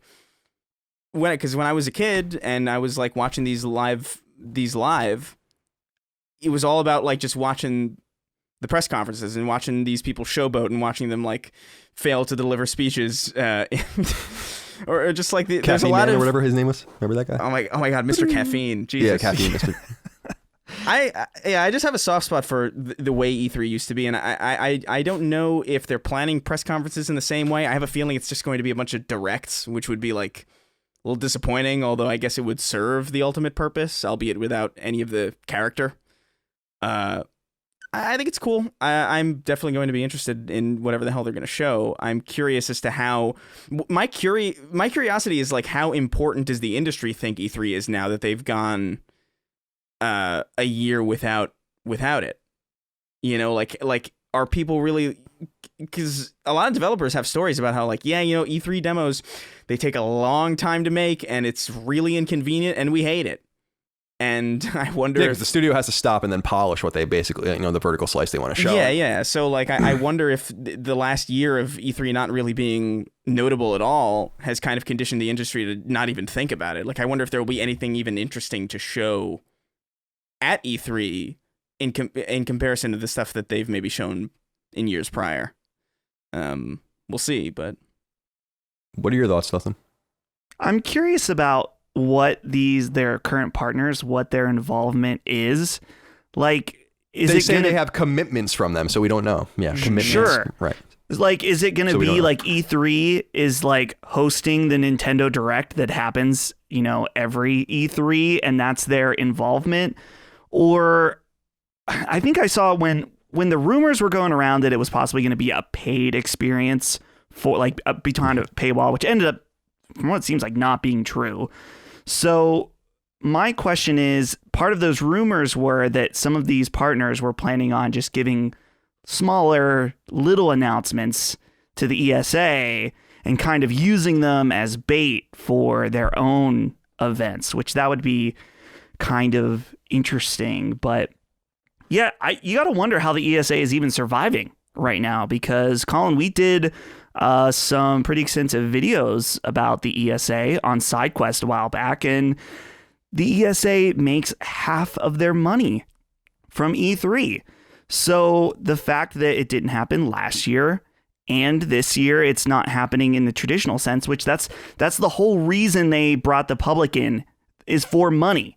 Is that, when you add in tens of thousands more people that are spending an incredible amount of money to be on that insanely crowded show floor. I as someone who's been to E3 last few times, with the extra people, it's like, you don't want to do that. Trust me. Like, you don't want to wait in line 3 hours to play Super Mario Odyssey and be an idiot like I was. Like, it's just not. That's ridiculous. I was so lucky going to E3 because I didn't have to wait in any lines when I was at IGN. Or kind of funny, but I wouldn't go there if you paid me at this point. Yeah.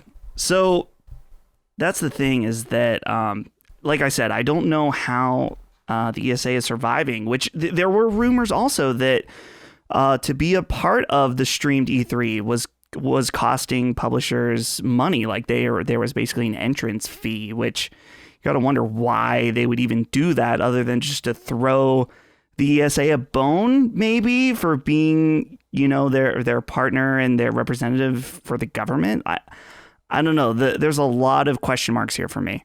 Yeah, the ESA is interesting because they're a lobbying body, like we said, and so they actually half of their income only comes, I think, from like 45 organizations. So their situation is tenuous, and they serve a necessary function.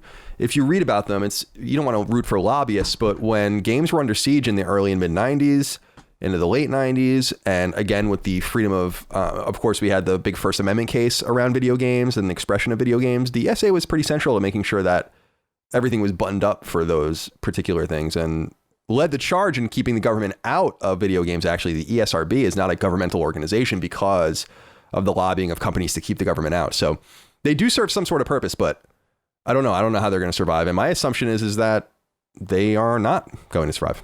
Yeah. And something else will take its place. We did get a question from Mickey O'Neill.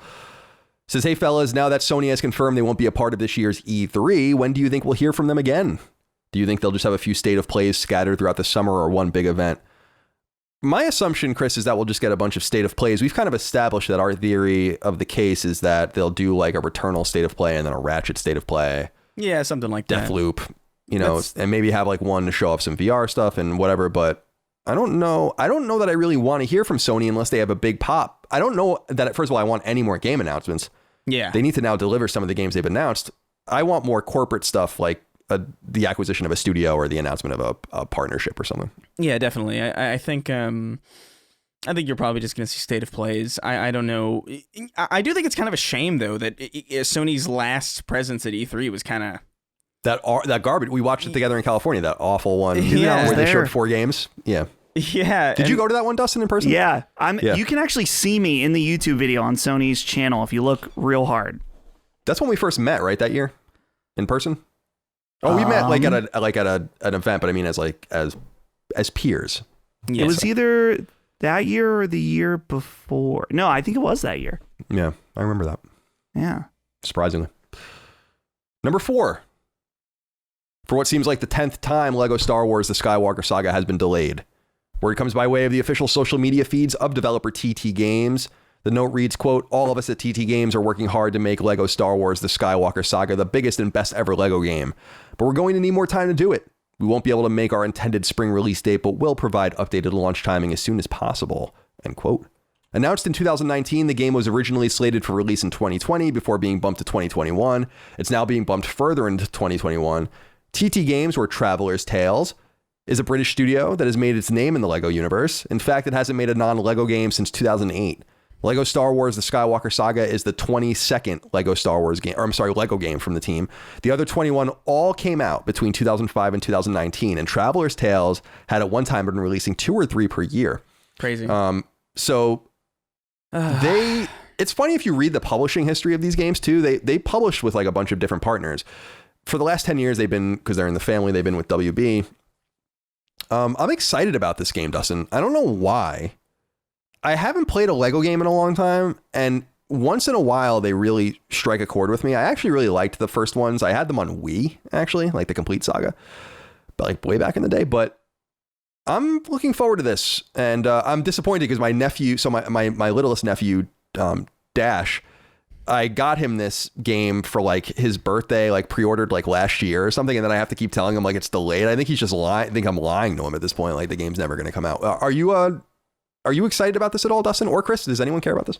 I'm intrigued by it just because at the last E3, when they were showing it off to press, I wasn't privy to being at one of those appointments, but I remember there being some buzz that this was kind of a reinvention of Lego games and being much more involved. I'm not really into at least what the formula was. It just didn't really, I don't know, jive with me. I understand they're fun, like co-op games and stuff like that, but I never really, found them all that appealing. But I am intrigued just by, if this is kind of a reinvention, then yeah, I'm definitely interested. The fact that they're fitting all 9 Star Wars movies somehow into this game is pretty crazy. It's pretty cool. As I understand it, there are 5 stages per game. So that's 45 worlds, which is kind of cool and really exciting. And I love Star Wars. So I mean, like real Star Wars. Chris, please don't write in. Chris, what do you think? Do you care about this? Not really. Like I'm kind of with Dustin, where it's just like I don't know if like the gameplay loop was really interesting to me. Like I played it at my nieces and nephews' house with them, but I would never like go out and buy one for myself. I do have to say though, I'm getting real sick of developers just telling me really kindly about like why their game is delayed. It's like, listen, we just got to make the best game that we could possibly make, and we just need like a little more time, just like a month or 2. It's like we know, we understand. I want one developer to just be like, hey, this game's delayed. You all know why. I mean, we would love to make money right now, but obviously, we'll get it to you when it's done. All right, see you soon. Like I'm this line of like making the best possible experience for our players is getting really kind of annoying. Like there's nothing bad about it, I guess. It's just too ubiquitous now with all these like delays that I find myself getting sick of the kind transparency. I'm sorry, Dustin. We need a developer to come out and be like, we don't want our game to fucking suck. So we just need some time to make it suck less. Yeah. No, I totally agree with you. I just popped the ISO up, by the way. That's why it got brighter. I think that's it's interesting that developers seem to care again. Yeah. In a ubiquitous sort of way about high quality. It's almost as if everyone's afraid of releasing a bad game. That's good. And that's pretty good. Yeah, they should be. But at the same time, it begins to feel like all of these are just copy-pasted versions of the same. Like, you really could... You know what I mean? Like, it's all... Definitely. Everyone's saying the same thing, and it's like... No, I totally hear what you're saying. I mean, it would be fun if someone did it a little differently. Like, make a really awesome trailer for Horizon. 2. And then at the end, it's like, we'll see you next year. You know, and it's like, fuck. Thanks, guys. I just want delayed LOL. Bye. You know, that's we'll what see I you when we want. see it. You can just say, like, well, my dad, you know, we'll see you when we see you. Yeah. All right. Number 5. The golf video game arms race has ratcheted it up again. Once again, establishing golf as the new competing grounds for major publishers that work in the sports space. As we reported earlier this year, publisher Electronic Arts is readying to return to golf games using the PGA license. This was unexpected as EA had all but abandoned the license and golf games full stop 6 years ago. PGA games began coming out at EA in 1990, and the series became a household name. Million Year. I'm going to do that again for the audio version, but we'll just keep it in the video. PGA games began coming out of EA in 1990, and the series became a household name and million seller year in and year out, beginning with Tiger Woods in 1998. After 2013, that attachment went away, and after one more release, so too did EA's PGA Tour game. So the new announcement is that EA's game will be called EA Sports PGA Tour Road to the Masters, enhancing the connection between the game and the heart of golf in the face of EA's rival publisher 2K, outright purchasing a studio in order to make their own PGA Tour licensed games. EA's Tiburon studio is developing the game on Frostbite, EA's proprietary engine, and the game will launch in 2022. So nothing really new to say there, but I'll be keeping an eye on this. This is very interesting to me. Very, very interesting. I know that it's not interesting to a lot of people, but the fact that there's this fight brewing in the golf space in games is fucking rad. And I'm really paying attention to Take-Two and EA because they clearly don't like each other. The Codemaster situation showed us that. So. Yeah. Colin, real quick. There's a golf anecdote that you just made me think of. Yeah, that's strange in the PlayStation world. I just found the other day, Clap Hands released a non-everybody's golf game on Apple Arcade. Yep. Isn't that crazy? I'm pretty sure that's their first non-PlayStation release. You got to wonder if this is... It is. So, and Holly is absolutely addicted to it. She plays it every single night. Clap Hands Golf. But does she play the weird one? Does she play Everybody's Golf on PS4? Yes. Yeah. Yes, of course. Yeah, it's. I'm sorry. Go ahead, Chris. Oh no, I want a Larry David golfing game. That's fun. Whoa. With the swan, with the black swan. Yeah.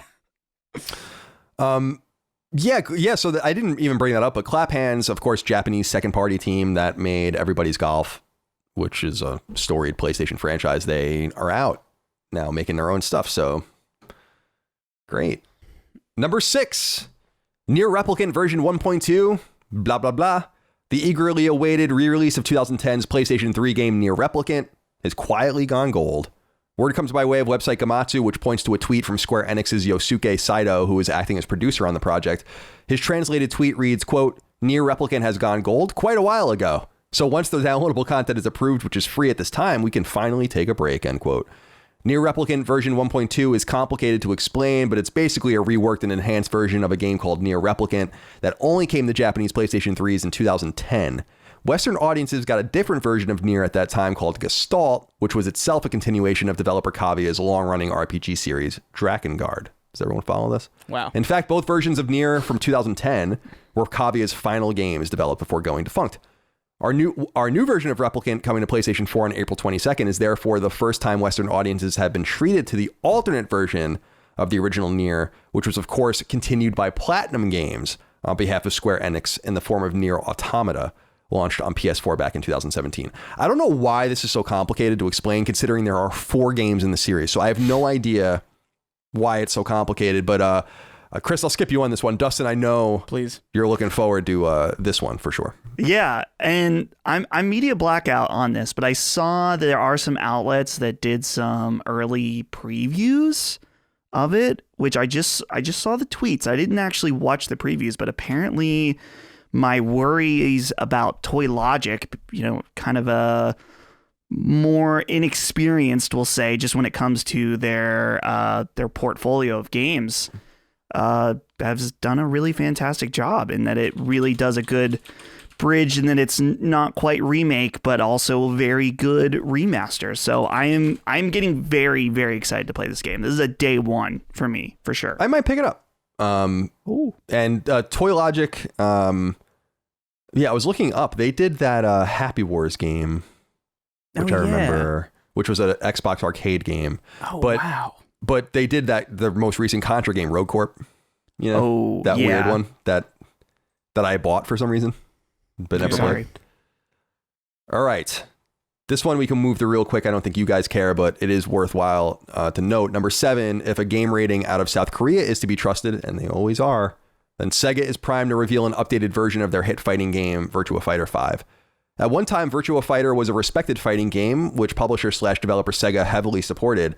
The first game launched in arcades in 1993, and it was via Sega's Saturn that many of those games came to home console for the first time. However, Virtua Fighter is also a largely defunct franchise. Virtua Fighter 5 came to arcades in 2006 and PlayStation 3 in 2007, and the so-called Final Showdown version came to PlayStation 3 in 2012. The rating naturally indicates that it will be the latter product coming to PlayStation 4, and it will be called Virtua Fighter 5 Ultimate Showdown. The rating also indicates that the game may be launching relatively soon, though there's no indication of a next-gen port. So I've never been a Virtua Fighter fan, but I will say that this series always stood out to me when I was a kid because it looked so different. I always actually thought it looked kind of shitty. Like the old Virtua Fighter, where it was like the 3D, it was all about the 3D space and like no textures and stuff, but it was so different. So we'll see how that does. We brought up PlayStation Now earlier, and so number 8, Sony has revealed some new games coming to PlayStation Now in the month of April. And for the first time perhaps ever, it appears PS Now may be fighting at a heavier weight, though certainly nowhere near where one currently finds Xbox's Game Pass. The most notable game taking the leap to Now, perhaps, is Crystal Dynamics' beleaguered Avengers game, which has struggled to find a persistent audience, though it did sell fairly well. This is a no-brainer for publisher Square Enix, who gets the game in front of potential audiences with DLC on the horizon, including apparently platform-exclusive Spider-Man as a playable character, though we've seen nothing about that yet. Long in development at Tomb Raider Studio Crystal Dynamics, Avengers finally came to PS4 in September of last year and just came natively to PS5 last month. Also joining the PS Now roster is Gearbox's excellent 2019 FPS Borderlands 3. Sony also notes that survival game The Long Dark, which came to PS4 back in 2017, will also be on PS Now. That game comes from Canadian team Hinterland Studio. Avengers will be available until July 5th, while Borderlands 3 will be available until September 29th. Don't get too excited, though. As pointed out by website Push Square, even if you have a PlayStation 5 and want to play the PS5 version of Avengers or Borderlands 3, you can't. Only the PS4 versions of those games are available to PS Now subscribers. Chris, what do you think? That's just insane. That is a befuddling decision. My assumption, to their credit in quotes, is that they don't want to give a streaming option to PS5 games, which will be much more demanding and make PS Now look worse. But you'd think this would be a good way for them to say, like, we're introducing PS5 to PlayStation Now, and here are 2 games. Like, why can't you do that? Why can't you do that?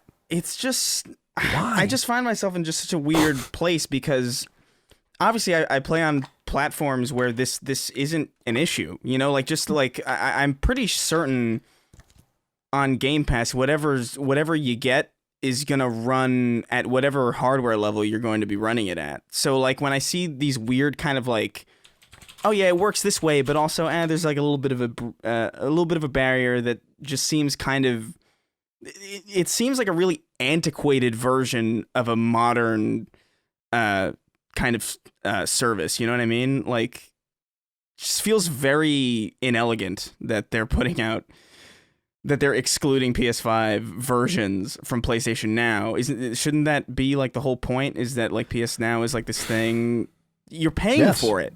Like, what are you paying for?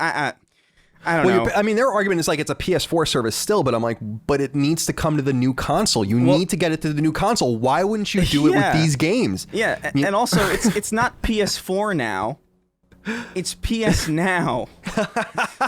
You know? That's true. That's a good point. It's supposed to be PlayStation Now. Now. Dustin, what do you think? So I think that this just comes down to the fact that their system won't allow them to do this. Here's my theory. I just did this. So with Yakuza Like a Dragon, you pop in the PS4 disc. It takes you, when you hit the start button and it shows you the different versions, you basically go and you get a PS5 license key that only works when the disc is in, and you redeem it. So then there's some kind of PS5 version that's then attached to your account that you can unlock when you have the PS4 disc. That's like your key in, right? So when you're talking PlayStation Now, surely they just don't know how to do that. Like, because it assigns that license. You know what I mean? No, I totally understand what you're saying. We're laughing because Sony is so... Because we're seeing this with the saves, right? Weren't we talking about this last week where you have to like create a new batch save to send to the cloud because they can't even patch the PS4 to manufacture a PS5 save and send it to the cloud automatically. Right. So yeah, this I just because when I saw that news, Dustin, I was like, wow, that's actually pretty good, you know? And I was like, okay, like we're getting moving. And then I was like, and I certainly was like, oh, so finally they're going to be PS5 games on this thing. And no, not so much. Yeah. My theory is that they just simply can't do it. They would like to, but they can't. Their system over and over. This happens. The name change. This is just the name change in like another variation of it. Like this is just another Sonyism that just gets thrown out every once in a while. That you're just like, who is this network still to this day like held together with strings and stuff like that? Like, yeah, dude, I feel bad because I feel like we're just constantly beating them up, but it's like this is ridiculous. Dude, that's how you know this is a good PlayStation podcast, is that we are like the most critical. Because we want them to be great. And when Chris and I started this podcast in 2018, it was a very different situation. I mean, we were much more bullish on PlayStation then because I think there was a reason to be bullish on PlayStation. I'm not worried about PlayStation's existential crisis right now. They're going to be fine, but they're losing, I think, the war right now in skirmishes all across the industry. And these things matter, you know, it's like, I'm thinking of the Civil War, the American Civil War, just in the sense that and I was reading this recently, like, and everyone that knows the history of it knows this, is that like the war was prolonged because people kept making mistakes in Washington and sending the wrong people to fight, right? Like the Confederates were always at a disadvantage. It's just that they weren't fighting them very well, you know? And so I feel like Sony's big advantage is their games. Like, and I know that sounds so silly, right? Of course, but it is. It's their games. It's the game as a product. It's not the service. It's not the console. It's not Xbox Live or PSN. It's their games. And so I feel like they're kind of fighting with one arm tied behind their back, but I also feel like they don't even know they're like walking in the World War I with Civil War weapons. It almost feels like, you know, where it's like, you're about to get fucking mowed down, I think. And so that's why I think, the console's selling extraordinarily well. In fact, I read today, PS5 has already outsold Vita and Wii U and Dreamcast in the UK. So just like an interesting anecdote, right? Like it took them 3 months to outsell the Wii U. So we do have to keep things in context, but I keep saying, and everyone knows that has listened to me for many years, like we keep it real. And I feel like this is a downtime. Now it might come up, Returnal, Ratchet, Deathloop, Horizon, God of War, blah, blah, blah, blah, blah, blah. But right now it's Bug Snacks and Balan Avengers Wonderland. on PS4. Yeah. And Avengers, yeah, exactly. All right, just a couple more to get it through. Number 9, in case you care, Netflix will be the home of some upcoming PlayStation Productions produced motion pictures after their respective theatrical runs. Word comes by way of entertainment industry publication Variety, which reports that Sony Pictures has given Netflix the rights to its theatrical releases for a 5-year period beginning in 2022. Interestingly, Netflix will be the home to the TV shows as well as straight-to-home films that Sony is planning both within and outside of PlayStation. So this could be maybe Twisted Metal or something like that. So as website Push Square notes, this means that both Uncharted and Ghost of Tsushima's films will be on Netflix once they leave theaters, which is good news for subscribers and good news for us because we don't have to go to the theater to see them. Because I feel like I have to go see those movies, but I'm telling you right now, I'm not going to the theater to see Uncharted. So if anyone's going to ask me to do that, the answer is no. But I will watch it on Netflix for sure. And it'll be there 2.5 weeks after it comes out in theaters. So, yeah. And finally, number 10 is a mercifully brief wrap up compared to recent weeks. Yeah, thank God. Website Push Square reports horror game Layers of Fear is being ported to PSVR and will launch on April 29th. That should actually be pretty cool. Simulation game The Colonist is coming to PS4 on May 4th. 2D side-scroller Alex Kidd in Miracle World DX, which looks great, is coming to both PS4 and PS5 on June 24th. Like-minded other Sega 2D platformer Wonder Boy, Asha, and Monster World is coming to PS4 in the second quarter of 2021. I should say Sega-oriented, let's say. Don't write in. Please don't write in. And motorcycle game Runner is coming to PlayStation 5 via PSVR 2 at an undetermined date. Website Gamatsu reports Puzzler: The Last Cube, 3D platformer Smurfs, Mission Belief, which I'm totally going to play, and survival game Abandoned are all coming to PS4 later in 2021. JRPG Edge of Eternity is coming to PS4 and PS5 later in 2021. And Seinfeld parody, Seinfeld Remastered, which originally was made on Dreams, I didn't know that, is coming to PlayStation 5 at some point in the unknown future. So I think that might be the first Dreams game that will actually get its release. Have you played this one, Chris? No, but I saw this in the write-up and I was like, I have to look this up. Did you watch the trailer to this? Yeah, it's very weird. It's really weird. It is a nightmare. And like the Kenny Roasters or the Kenny Roasters chicken, like Roasters sign in it and stuff. It's just this literal baby-headed adult for no reason, and I love it. I love that this is just a real game that exists. That is like, that's just actually coming to PlayStation 5. I wonder how they got away with this. Like, because surely, like, I don't know who I don't know who you would even go to pitch like a Seinfeld. It's like Castle Rock or some random company that owns the rights. Yeah, like I don't know how they got away with this, but it's I'm so fascinated by that, and I'm looking forward to it. Me too. I'm excited to see something from Dreams come out.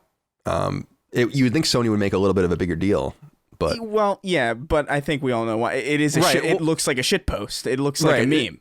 That's true, and that's all that we were ever going to get out of Dreams to begin with. So, all right. Tradition dictates, boys, that we end each episode of Sacred Symbols with 6 questions, comments, concerns, thoughts, and ideas from the audience, as submitted on Patreon at patreon.com/laststandmedia. Thank you so much for your support over there. We could not do the show without you. Although if you're freeloaders, scallywags, lobsterbacks, and all the rest, you're welcome to listen on YouTube, podcast services, etc. Zach Capuzzo wrote into us and said, "Sup, Bubble Boys? Have any of you checked out the horrendously awful Balan Wonderworld? Looks like it's already the bomb of the year. I know Chris pointed out certain NPCs have reverse draw distances. They disappear as you get closer. I played the free demo last night for all of 5 minutes and wanted to throw up at how bad it controlled. I wonder what Square was thinking allowing it to release in such a broken state and for $60. Anyway, keep on spanking that money, Chris. Or monkey money. Chris, what do you think of Balan Wonderworld? I was a little surprised by how bad this was considering who made it, but we'll talk about that in a minute. What do you think? I flabbergasted that it's a real video game.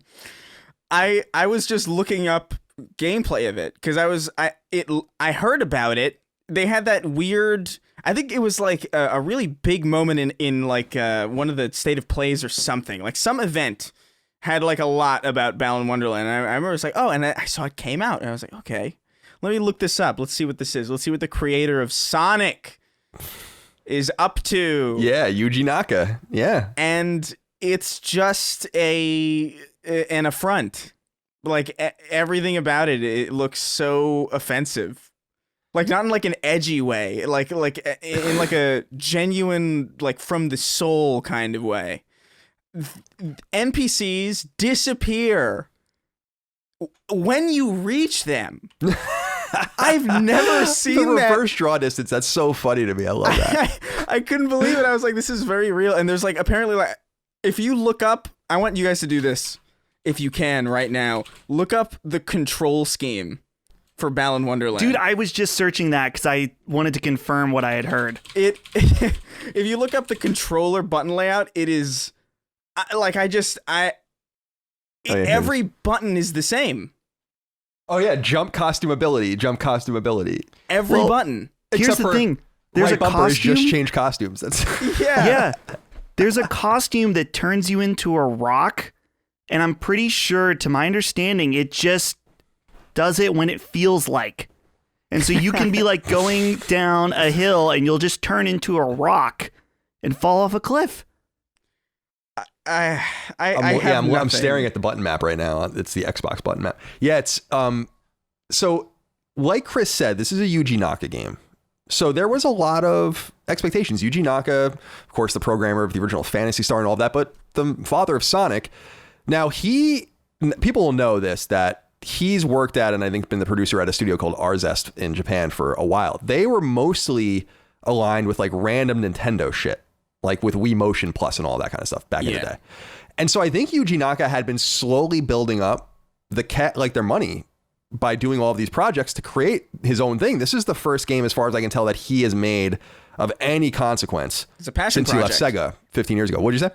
It's a passion project. Yeah, exactly. And the game is like a 35 on Metacritic. I actually couldn't believe it, especially because Square Enix is publishing this, or did publish it, and they're not stupid. I mean, it just makes you wonder, like, what went on. This is the guy that directed Choo Choo Rocket and shit. I mean, this is the guy that like knows how to make games. It's just very. I don't know what happened, but I don't know what this game is. Spoiler alert! It ends with a oh my god, this Slumdog Millionaire dance routine that looks like it's out of like High School Musical or like Pitch Perfect or something, and I cried actually. It was the first tear that I've ever shed. Wow, it's the first time for everything, I guess, and. I kind of I'm weirdly intrigued by this game, but refuse to buy it until it's like $10. That's where I'm at. Which it will be. I'm totally going to buy it, but it's not going to be until it's $60. Yeah, I'm not paying this $60. I just might. I think I have a great video here. You probably do. I mean, you can expense it too. Just be kind to Yuji. He needs help. Yeah. Right, I mean, it's never about the person. No, it's just the work. Sometimes it is. Connor Bright wrote into us. Said, hey, CDC. IGN did a report on Barry and Lilymo recently, which was kind of cool. I don't know if you guys saw that. Your boy. Talking about how Sony they didn't mention me at all, of course. Talking about how Sony handled the announcement of the PSP, PS3, and most importantly, the Vita storefronts, specifically in how it was communicated to developers who had active projects in the works for the Vita. Despite a well-written article and a pretty clear-cut case of Sony dropping the ball, most comments I saw were people claiming that this was to be expected because the Vita was dead and developers making games for it or wasting their time. Fanboys will be fanboys, but Sony has handled this announcement so poorly that I'm just shocked by how people can justify and defend it. Does the PlayStation community need to do a better job of calling out Sony on their failings to avoid these anti-consumer moves? Love everything Last Stand Media is becoming, but I swear you better make sure that chickens remain thoroughly fucked. You guys are getting real vulgar. Wow. Yeah, it's wild. No, it's no big deal, but I just made a huge mouth noise there. I was like, so you're welcome, Ben. Yeah, Ben's having a nervous breakdown right now. But I'm the same way. I have the misophonia thing too. But I wanted to call this out because I saw those comments too, and those comments annoy the shit out of me. Not only because I'm a Vita developer, I was a Vita developer, but because like, why are you defending mega corporations? This reminds me a lot of like, this frankly reminds me a lot of like what's going on with Amazon, where everyone's like, Amazon supports new taxes and Amazon supports the $15 minimum wage. And I'm like, yeah, of course they do. They want to put everyone else out of business. That's why they're supporting. There's always an ulterior motive, right? To what big corporations do. They don't need your defense. It's usually sinister. Yeah. At the other end.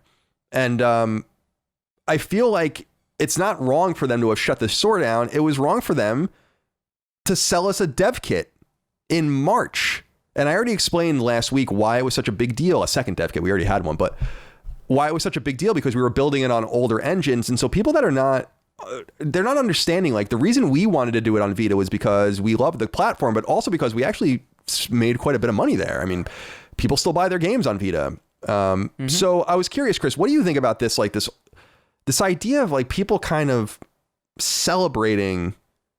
It was kind of hard for me to read, like where everyone's like, well, you're a fucking idiot if you not talking to me, but just in the comments, like what kind of idiot would support Vita now anyway? It's like, you're almost kind of disconnected from reality a little bit. Like people are still releasing Dreamcast games. Vita sold 5 million more units. And we were doing pretty well there. So I'm mad at the way Sony handled it. They totally screwed us. They screwed a lot of developers. Games are still getting canceled for Vita every day. One just got canceled today, actually, from Kickstarter. But, what do you think of this Defense Force coming out for Sony? I don't like it. Yeah, I don't like the Sony Defense Force. I'm not a fan. Yeah. Like I don't like it. I think look, it's one thing to be like, hey, this storefront, this platform is going to be dead, or we're going to shut this platform down in a year's time. It's the notice, the short notice that is the problem here. Like I don't think anybody expected the Vita to be around in like 2029.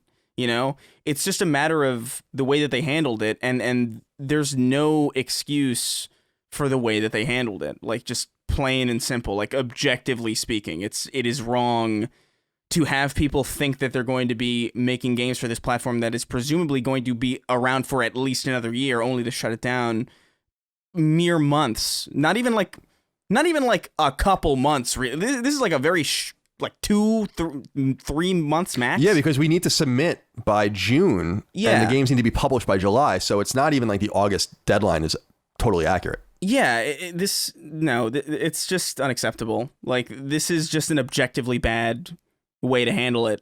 No matter what company, no matter what individual is handling it this way, this is the exact wrong way to do it. And anybody defending it is out of their mind, to be quite honest. Dustin, where are you on the defense force? Because I just feel like we want Sony to be better. Yeah. Part of that is making sure they're communicating well with developers. If Sony's selling developers like us dev kits for dead consoles and dead pieces of hardware, that's fucked up. We're lucky that we're not living hand to mouth. We make quite a nice amount of money on our games, and we're able to develop the next game, and it's not like a huge deal, but this could really sink a developer who's like, we put all of this time and effort into this port, which we cannot release. I think that I've thought about this. It's funny that this is related, but I mean, I think that just that people what I'm realizing are just tribalistic by nature. Yes. Maybe it's just a evolutionary thing that we're still, like monkeys beating our chests and wanting to fight the other group just because we have a different, video game console. So I don't really, maybe we can put a nice spin on it that people are looking for a community to be a part of. And I mean, that happens with our community, is that people want to say that our content is way better than everyone else's. And we appreciate that. And sometimes I think it can be taken too far, where it's like they need to shit on other people because ours is so good. I mean, and this relates to everything. Yeah. And it's weird because maybe this is a little bit too far removed, but there's a guy I know in my town who is part of a community on YouTube that reviews elevators. And that's awesome. It's interesting because I've done some snooping around into this, and there is drama amongst the elevator YouTube community quite often. And so, like I said, this happens everywhere. It's an unavoidable thing. I think the best thing we can do, again, I'm beating the same drum again, is just to behave the way that we find is best and hope that our way of carrying ourselves is transferred to other people. I think the confusing thing about it, though, is like the things that I am a massive fan of, I specifically have spent a lot of time criticizing, specifically because I'm a big fan of them and I want them to improve and be better. So I just don't understand like what the motive is. If you are a big fan of Sony, like what reason, like what is your end game to defend this a decision like this? Like I just don't understand how it makes Sony better. I don't understand how it helps you.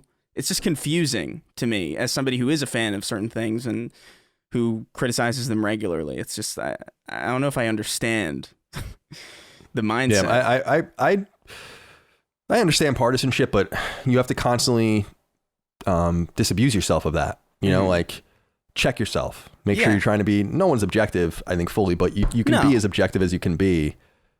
I certainly think this show is as objective as it gets for PlayStation. If anyone gets when I see people getting mad at us for being too hard on PlayStation, I'm like, good. Yeah. All right. Cole Huskar wrote in and said, "Hi, CNC, Colin and crew. Whoa. I've heard you say many times that you're disappointed that some games are cross-gen, like the upcoming Resident Evil Village, Forbidden West, Spider-Man Miles Morales, etc. I'd like to know why or in what sense these games are being held back. Miles Morales on PS5 feels and plays next gen. I don't see or know that the game didn't reach its full potential by being on PS4. Of course, I don't know about this topic at all. Resident Evil Village apparently is being backwards engineered to play in last-gen consoles, according to Pete Fabiano, the producer of the game. That's true, apparently. Thanks for the content and greetings to all." So thank you, Cole. My argument about this, Chris, is pretty basic. Like, I just refuse. First of all, I know it's true. I mean, we just experienced it by making a last gen version of a game we were trying to make on next gen platforms as well. We just talked about it 5 minutes ago.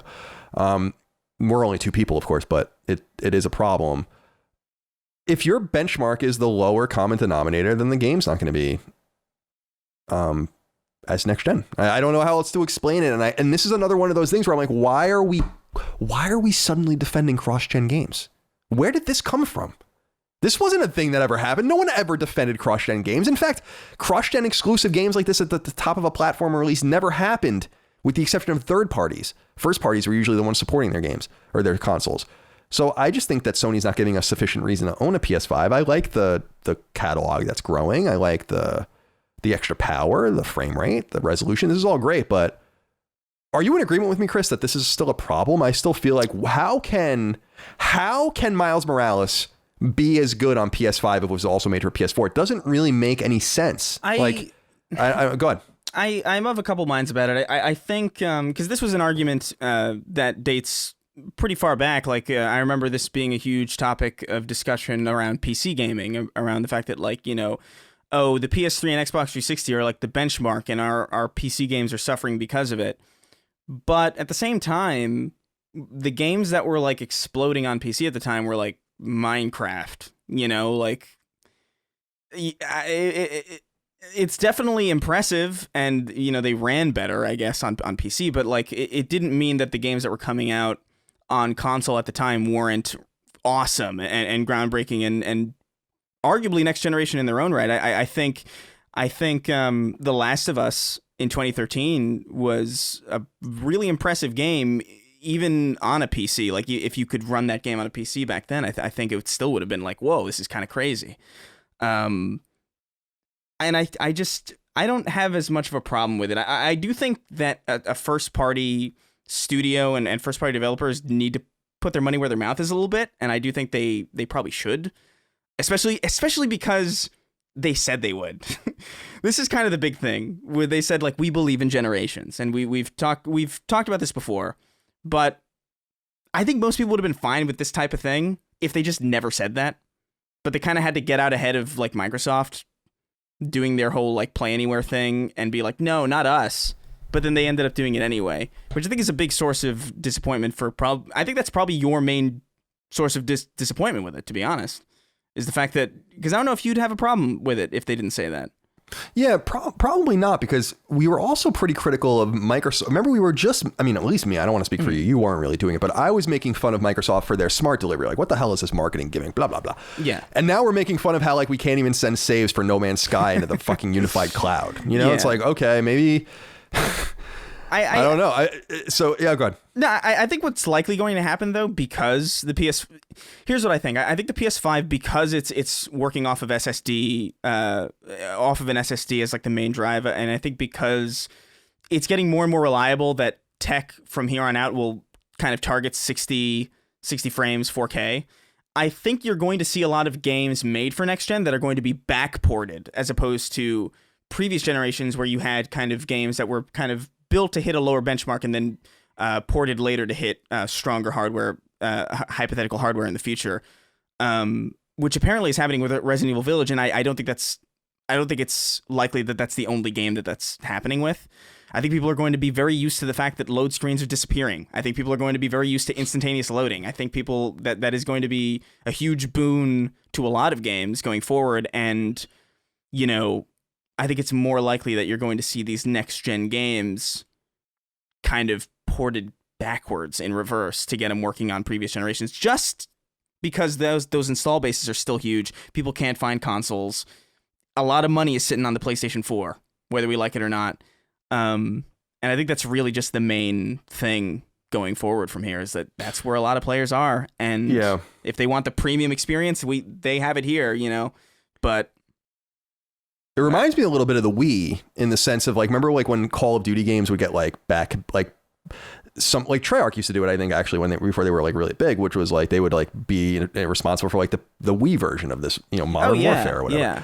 And they were totally different because they couldn't run. If that spirit is captured properly, where it's there isn't a sacrifice made and it's not just marketing talk, because I imagine the likes of Capcom and others were at some point sideswiped by the reality that these consoles are not going to be readily available, right? And so they were probably freaking out. It seems like Capcom maybe authentically wasn't intending this game to be last gen. So we'll see about this. Yeah. But also I do want to say, because I just remembered this. Technically, Breath of the Wild was a cross-generation game that came out on the Wii U. Yep. And that was, I think, 2017. So it's not. It's actually technically started this, at least in first party, with Nintendo in 2017. So it's not necessarily. Well, yeah, they also did the same thing with Twilight Princess. Yeah. Back in the day. So that's right. Which was with Wii and GameCube, which was 2006. I remember being really mad I couldn't find the GameCube version because they didn't make any of them. People will famously remember that they made like very few copies of the GameCube version, which was infuriating at the time. But Dustin, let me move on to this next one for you. Okay. Joe Franklin wrote in and said, "Hey, CC and potentially D. Quick question on PS Plus. When you say that we should be adding each and every game available on PS Plus to our library, no matter whether we're interested in playing said game, is there not the chance that this creates a false sense of demand? For example, Sony may look at the total number of people who downloaded a game when in fact only a tenth of them actually played the game, thus encouraging Sony to put out similarly unwanted games. Is this how it works? Is my stance of not downloading games I have zero interest in at the time they are offered misguided? Please let me know, gentlemen. Lots of love from London." My take on this is that downloading the game is different. They have telemetry that's certainly split up. My assumption is that grabbing the game is one thing, then playing it is another thing, and they're studying these two statistics side by side. But Dustin, my whole take is that why wouldn't you take what they're giving you for free? The bottom line encouragement is that we want more free things. It's not necessarily the quality or lack thereof, which the market kind of more demands because PS Plus just keeps growing. And I think the offerings on PS Plus are pretty consistently very good. So Dustin, what do you think?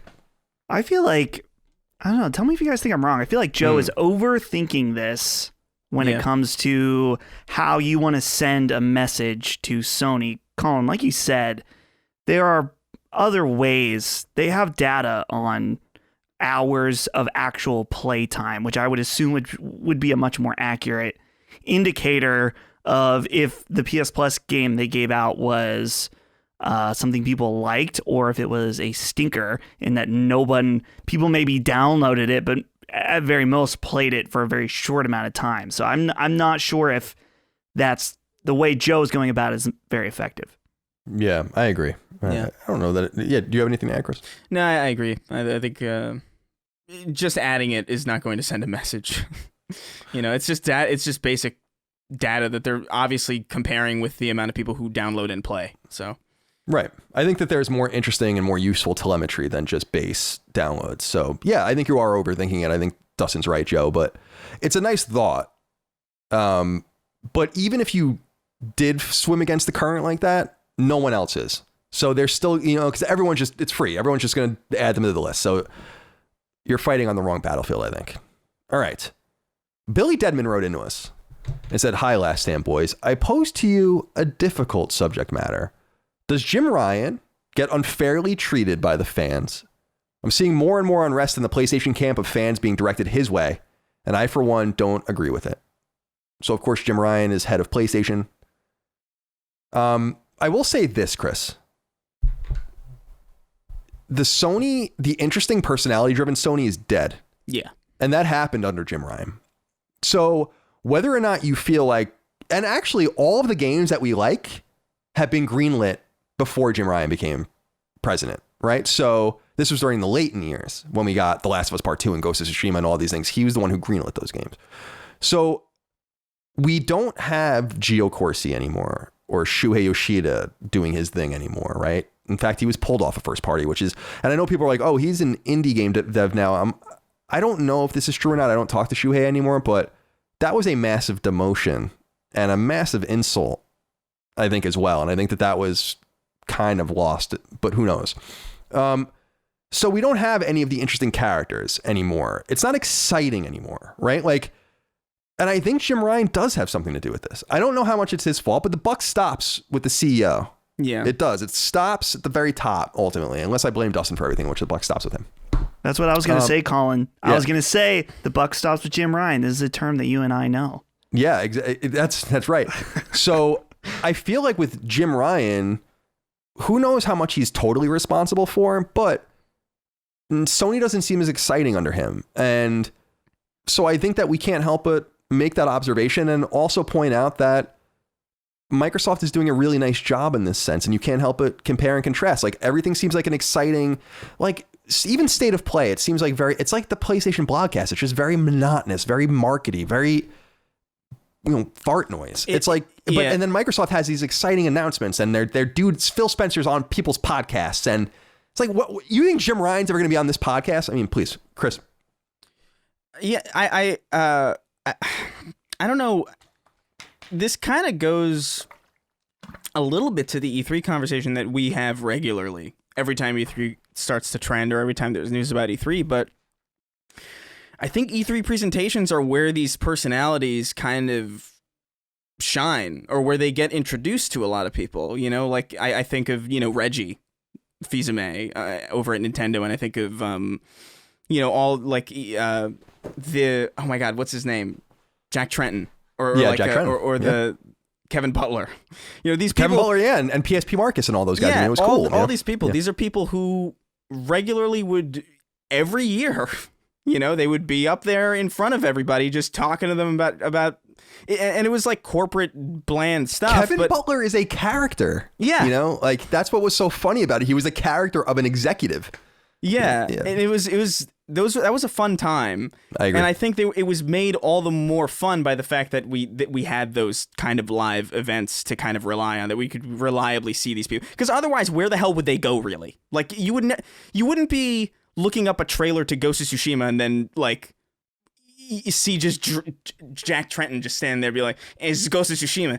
It would be like completely. It would be really weird because you just want to see the game. But those live events gave them a reason to be there, and it got people to be familiar with them. And now that that's kind of like not a thing that they do, I'm not saying that's the reason, but I'm saying it kind of plays into the fact that there's not a lot of people that I can think of on the PlayStation side that kind of measure up to that old PlayStation, or even the modern Microsoft. They did that whole round table thing with the Bethesda thing, and that was super interesting. That would never happen. And the thing is that we have like State of Play girl, like who we don't even know who she looks like, right? We have the PlayStation broadcast guys who can't say a negative word about anything on their podcast. You have so I agree. It just feels different. It's like, where are our personalities? Where is our Aaron Greenberg? Where is our Phil Spencer and all these different proxies? And it's funny because even with like the little guys like PSP Marcus and all of that, like they've come and gone. But when you think of Gio Corsi at the last PlayStation experience, when he came out on stage and they announced all these games, and he would say like, coming to PlayStation 4, and then he'd pull out of his pocket and PlayStation Vita, and he would hold it up and everyone would cheer. And then it's like, Sony's not fun like that anymore. And you could tell that they started to get away from that. They started to kind of embrace it. PlayStation experience itself in 2014 was an embracing of like what was making them popular and why PS4 was popping so much. And then they just got away from it. Like, make your people personalities. That's like kind of your advantage. You can say what you want about Tim Cook, or as Donald Trump will call him, Tim Apple, but he is a character, right? Like his demeanor, what he says, the interviews he gives, the personality he puts forward is part of it. It's not as much as Steve Jobs, but it's still a part of it. And so I feel like, Dustin, that's missing. And I miss that out of Sony, because what was exciting about that Sony was that they were underdog Sony, which we were talking about at that time, but they were still making lots of games. There were still actually a lot of quality games during the underdog years. It just wasn't working very well. That's like, let's say 2010 to 2012, 2009 to 2012 is when we got like Infamous and, all sorts of cool stuff, and Starhawk and stuff like that. So what do you think about the way Sony's kind of evolved? And if it's got to be Jim Ryan, right? Yeah. Which I think something interesting is in that that article, or the AMA from the guy who worked at Sony. One of the points he brought up is that his impression of Jim Ryan, not that he knew him, is that he is very much a businessman. Which, it's not to say that Phil Spencer isn't a businessman either, because he very much is. But when you start to have these very business-focused leadership, it definitely becomes more worrying. And I saw a really funny meme picture that was like, it was like Animorphs, where it was Don Matrix, and then it like faded into Jim Ryan. And Phil Harrison. Oh yeah, yeah. Who always makes the wrong choice of where to be. Yeah. Right. Yeah. Like any company he chooses is the wrong company to be at. Yeah.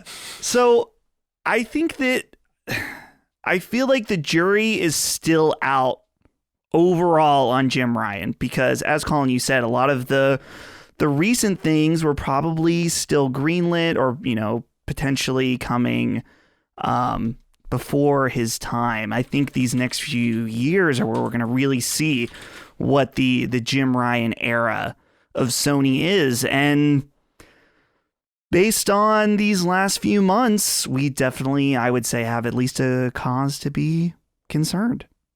I will say this. I mean, just comparing Sean Layden, who I've met many times, very nice guy. Jim Ryan, I think I've met a few times, but I don't really even remember those interactions. It just goes to show you, Sean Layden has a game development background. Sean Layden produced like games at Naughty Dog and Insomniac, right? I don't think Jim Ryan plays games at all. And you can tell. Like, I would be surprised if someone came up to me and was like, Jim Ryan goes home at night. Like, show me Jim Ryan's trophy list.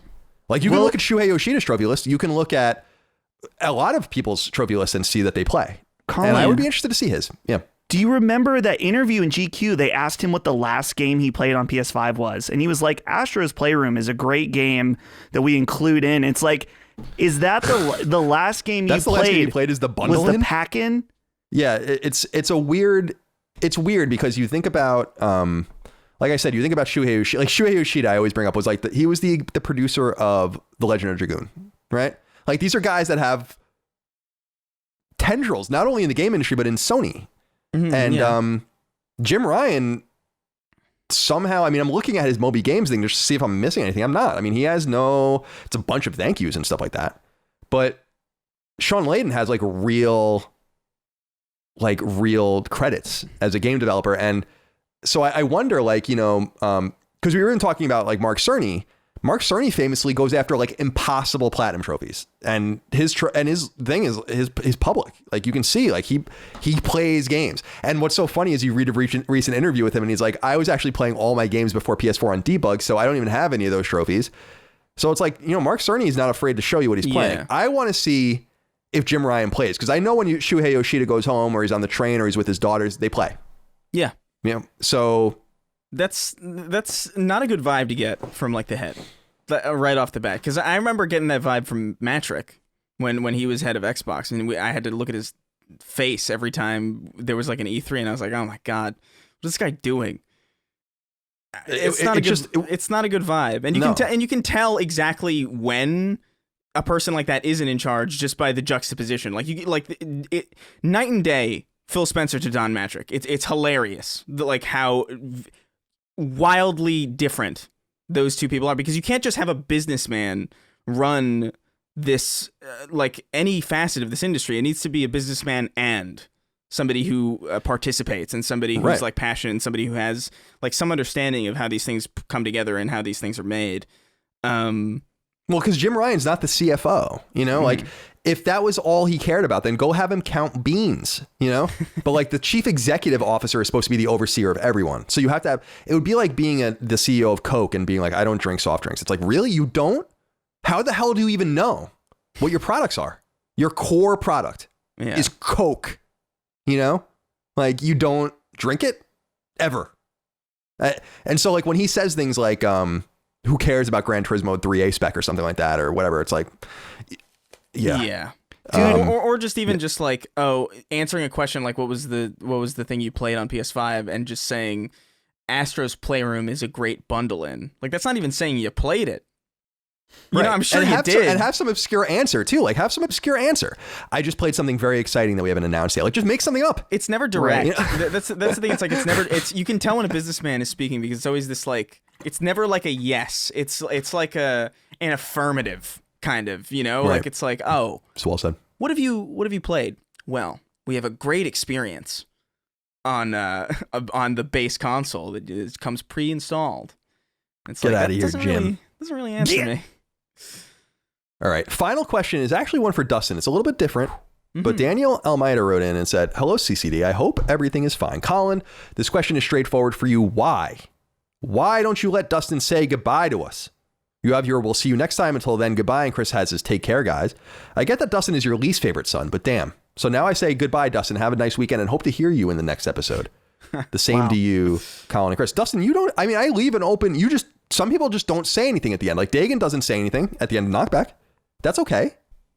We don't all have to say goodbye. We're not all walking out of a room, you know? Like, I'm just used to just following what you say with take care, guys. Yeah. You know, that's literally...